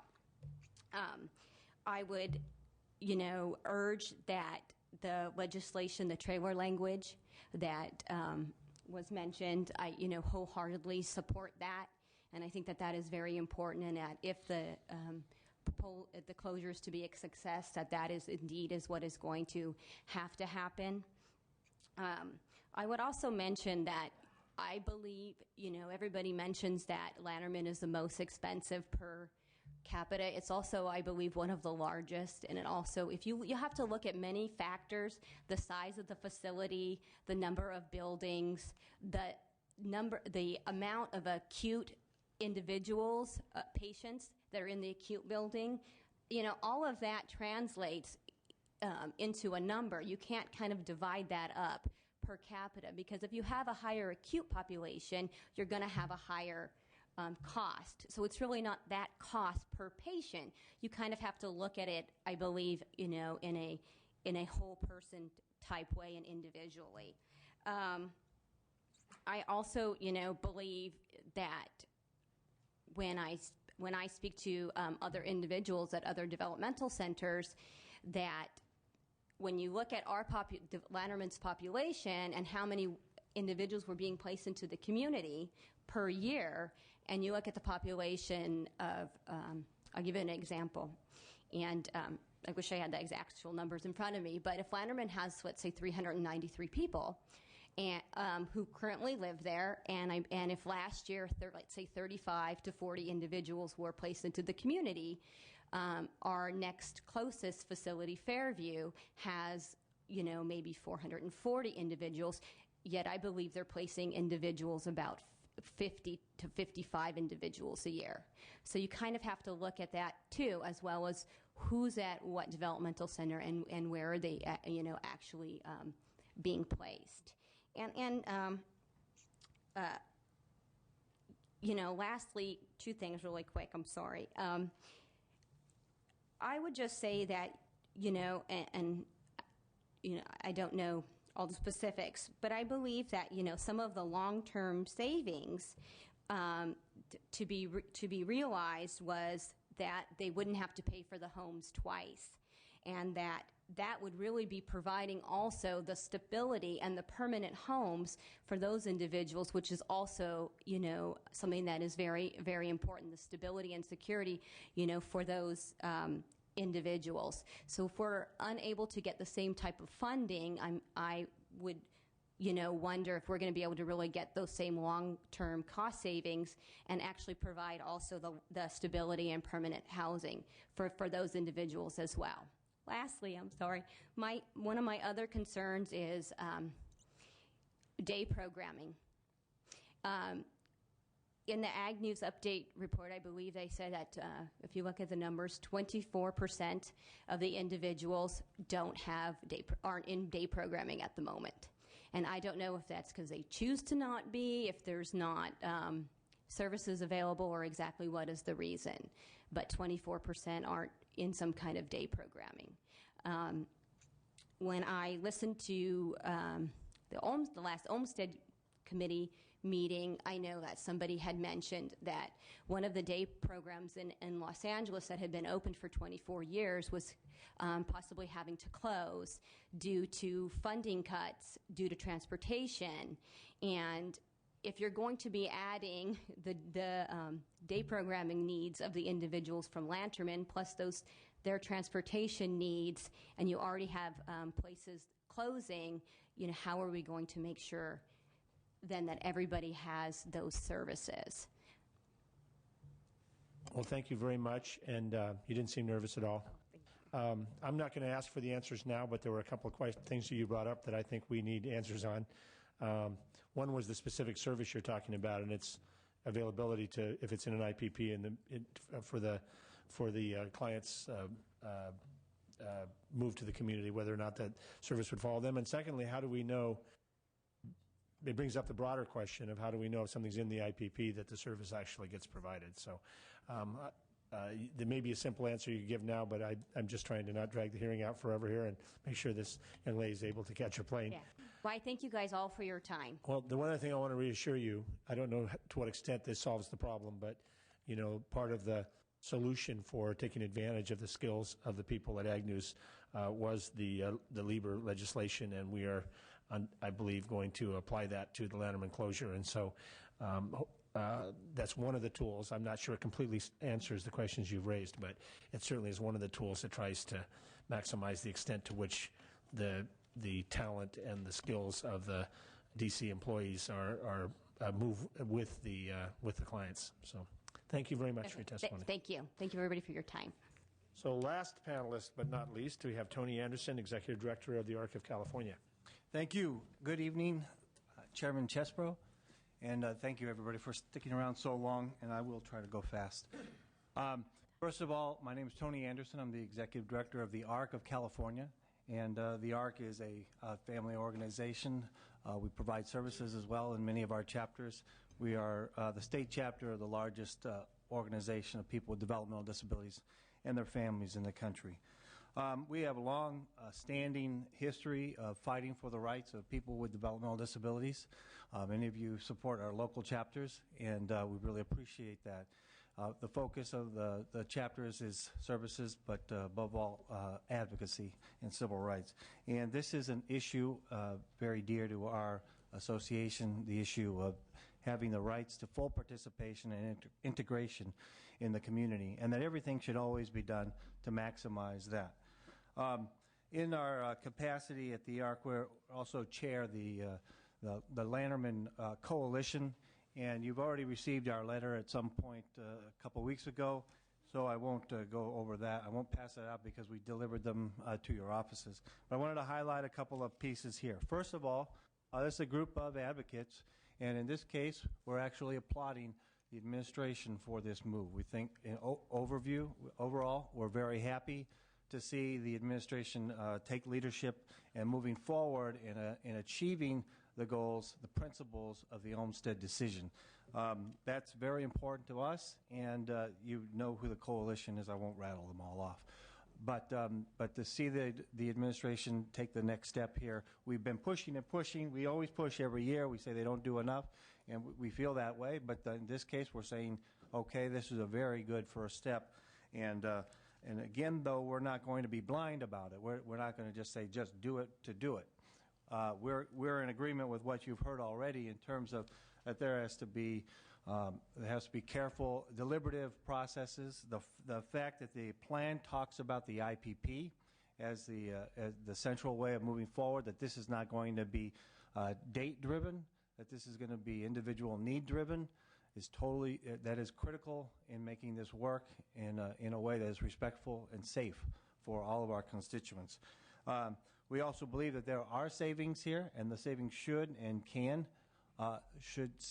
stay in the system, and we would love to work with policymakers to assure that continues to be tried.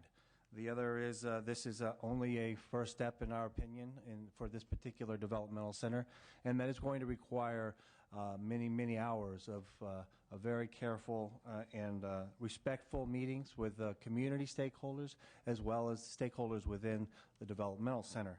We've had some tensions in the past, as you know, on closure of developmental centers, and we want to make sure that we have lessons learned from the past of what maybe wasn't done right.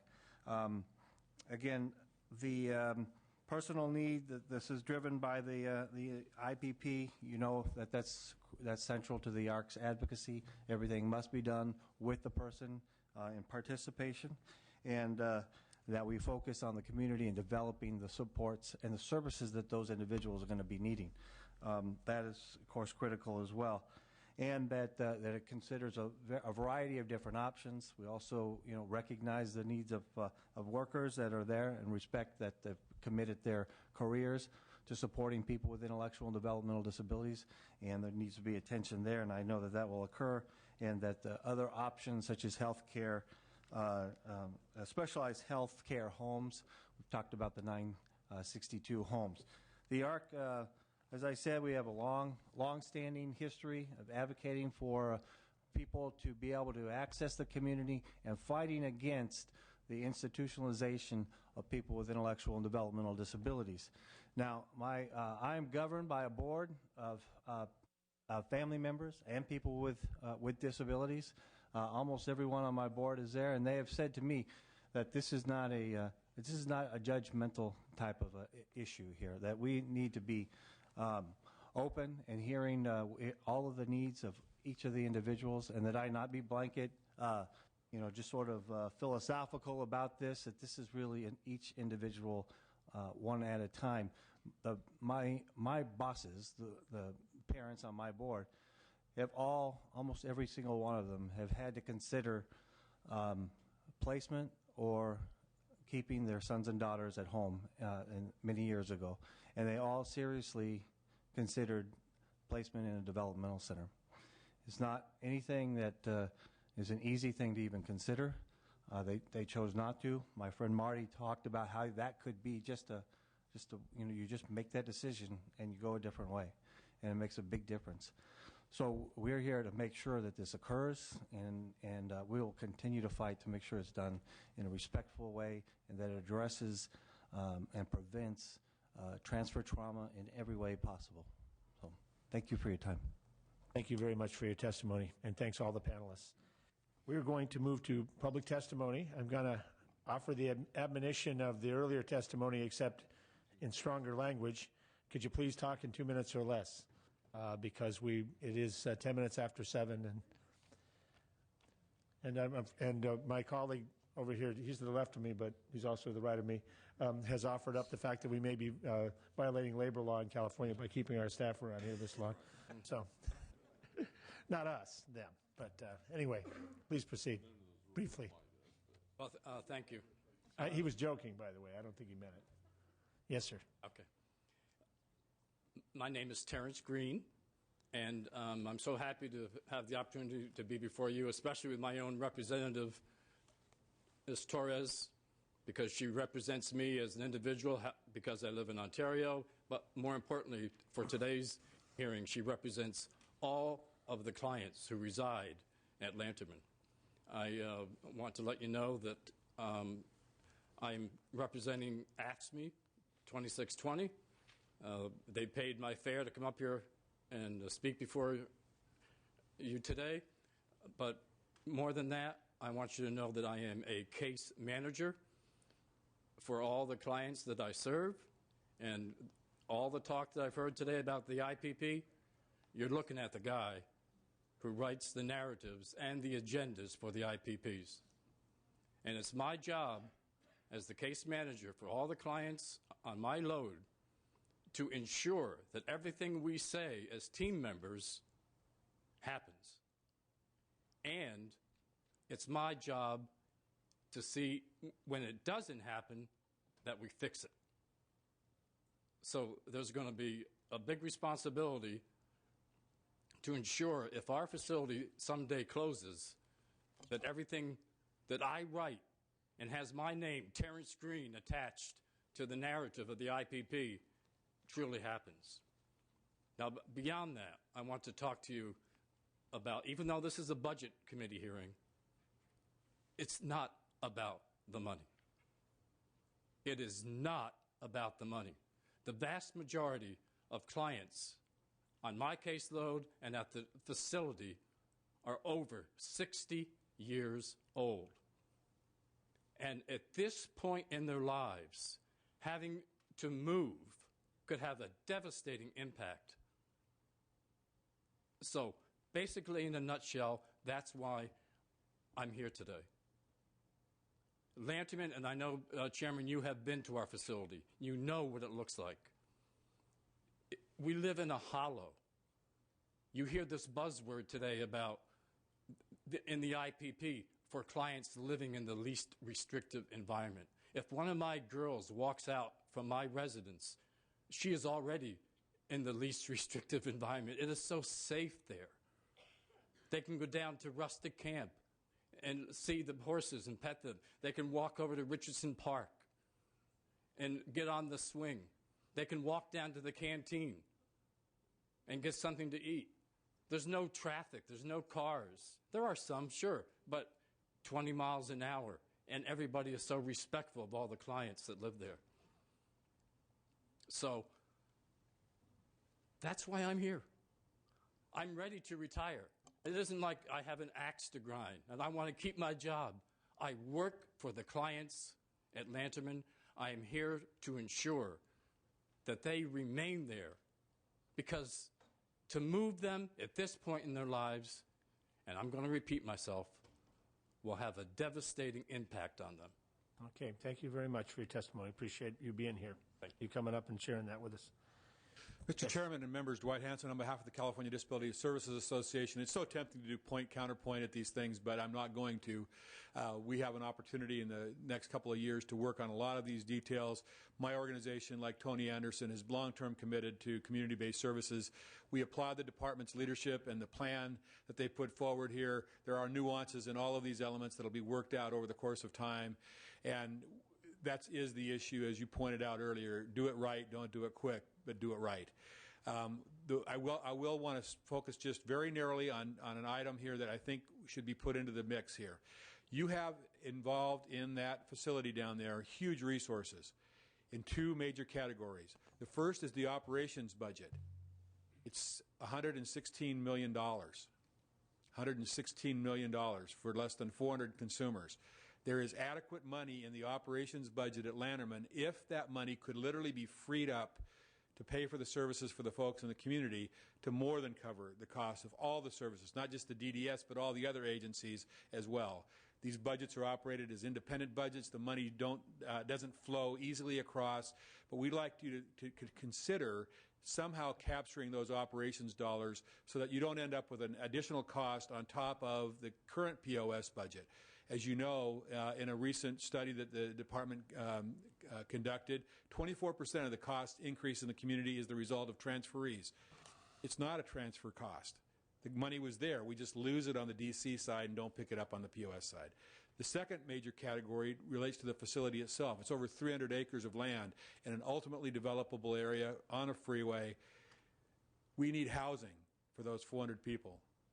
We know what the Agnew situation, the bonds haven't sold. It would be wonderful if we could somehow encumber the value of that capital asset and convert it for 962 homes or other issues to encumber the asset and not let it go surplus until after those assets are captured. It just simply doesn't make sense to have to come up with new housing money when you already have housing money in place.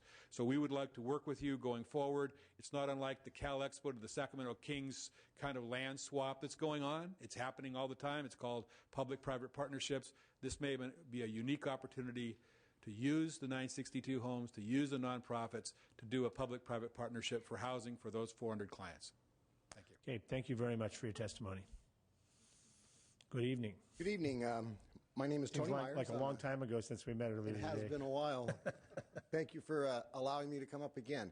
My name is Tony Myers. I'm a senior psychiatric technician who is off on a leave of absence. I'm the state president for the California Association of Psych Techs, who we advocate for the developmentally disabled and the mentally ill throughout the state of California. And I want to, if it doesn't count towards my 2 minutes, I wanted to say a couple thanks to Assemblymember Torres for her being there, listening to what the needs are for the department, for the trailer bills, for Mark's engagement and Patricia's engagement with the members and the employees at Lanterman. They've been very helpful. They told me tonight they've seen me too often, and that's fine. But I'm glad that the debate, there's discussion. The last, the Senate subcommittee, there was discussion about, community living versus institution. That's not why I'm here. I'm here to talk about Lanterman Developmental Center and the individuals that are here, and to stand here and oppose the plan as it's been presented. And the reason for our opposition is there's been a banner raised that Agnew's Developmental Center closure plan is the plan or the model to be used, but yet there's components of it that are being overlooked. I appreciate the department putting in the trailer bill for the staff working in the community, because I believe that's what eased some of the fear of those people at Agnew's to go into the community. They were willing to go when somebody had worked there for 28 years with them, was willing to go with them too. The 962 homes, which Assemblymember Chesbro, when you were the senator, it was a great idea, and it still is. I read in the trailer bill that's been attachment 1, they added an item at the end that says, this article shall only be implemented to the extent that funds are made available through an appropriation in the Annual Budget Act. My question there is that a step backwards? I think it may be. If the funds aren't there, then these $100 million homes that were proprietary to the department aren't funded. Where do those people go?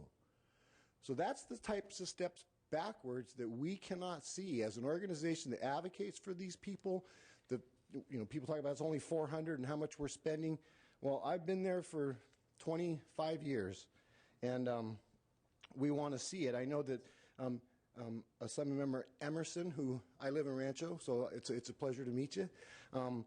You asked about the cost for the 962 homes. At the Senate subcommittee last week, Director Delgadillo said that they wouldn't have those figures for 8 or 9 months because those individuals just went out. I thought that's what you said. If I misspoke, you'll correct me. I thought that the individuals didn't go out until the end of last year, so to get a whole year's comparison. But if I'm wrong, I apologize right now. And with that, again, we want the Lanterman plan to be followed as the Agnew's plan was developed. That's what should happen. Our individuals that live there deserve no less than the individuals that the state of California has taken responsibility for. And I thank you. Thank you very much for coming up and presenting us with the testimony. Good evening. Good evening. My name is Brad Whitehead. I've been working at Lanterman Developmental Center for 32 years.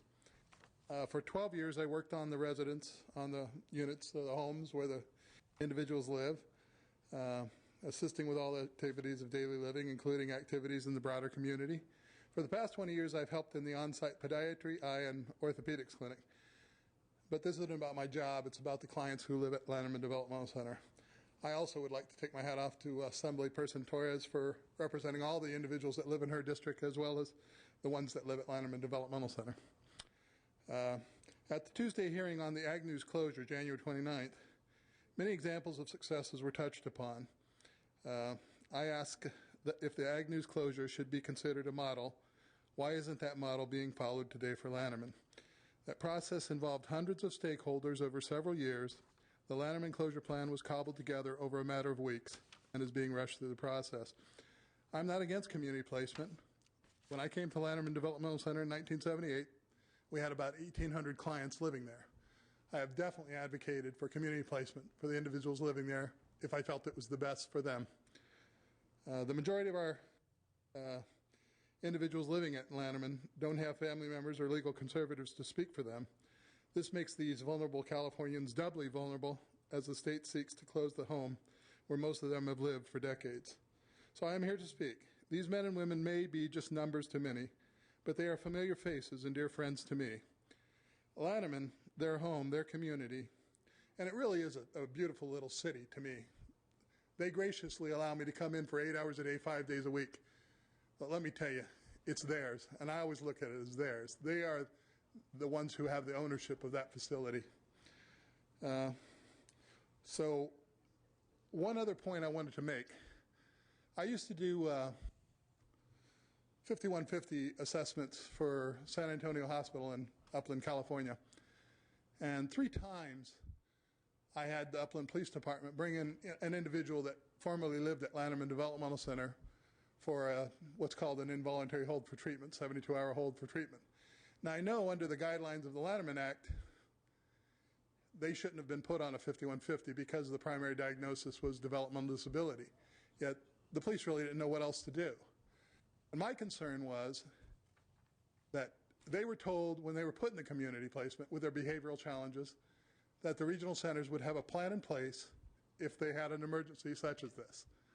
I spent 8 hours each time with the same individual calling the regional center saying, what is the emergency plan for this individual? I'm not going to put him in possible jeopardy by putting him on our mental health unit and possibly becoming a victim of the other patients there.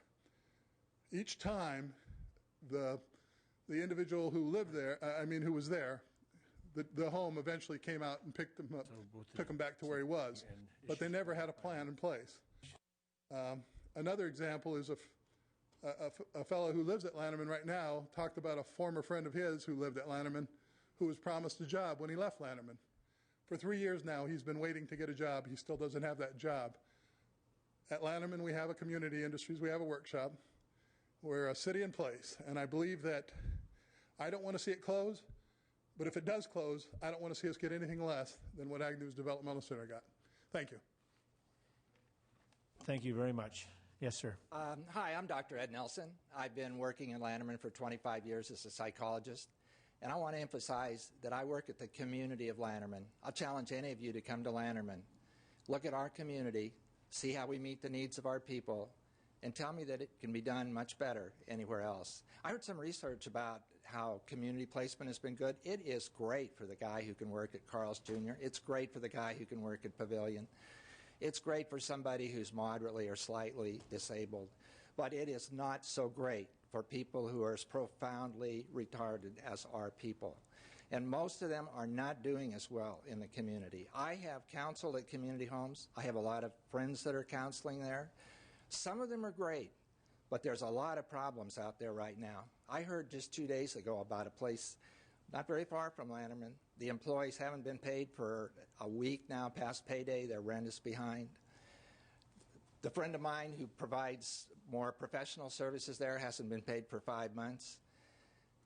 I would like you not to take any action whatsoever on this proposal until it can be demonstrated that the community has the resources to serve the people that are there now adequately before you add any more people. And I know they're not there. Not to the level they need to be, not to the level that Olmsted requires them. Incidentally, Olmsted requires choice, and Olmsted really should be used the other way now. We're a great community. The reason the parents are opposing this closure is because they know that, and there's no better watchers than the parents. I don't care, you bring anybody from Department of Justice or anyone. The parents and the siblings are the ones who care the most, who watch the closest, and know what's best for their clients. Could we do it more efficiently? Yes, we could. But that's going to take more oversight and more creativity from the department. It's going to take more vision. I don't want to see Lanterman ever close, but I do want to see our services expand to meet some of the deficit in the community today. We as psychologists, we as doctors at Lanterman, as occupational therapists or physical therapists, we could begin to meet a lot of this deficit in the community. And you can use Lanterman as a tremendous resource and still keep the residential component as these older people gradually live out their lives. Now, I just think that this is a huge moral issue for the state of California. You have this land that was given for the purpose of serving the developmentally disabled people. For the state to take that land, sell it, and use it to pay the interest on bonds, to me, it's immensely immoral. And I think we have to look at this as a moral issue as well as a financial issue. Now, financially, will we save money if we close Lanterman? Yes, we will. The state will save a good amount of money, but not for the reasons that are often given. We will save money because as these people move out of Lanterman, their life expectancy on the whole will be tremendously reduced. I personally have 5 clients that I know of who've gone to the community and died.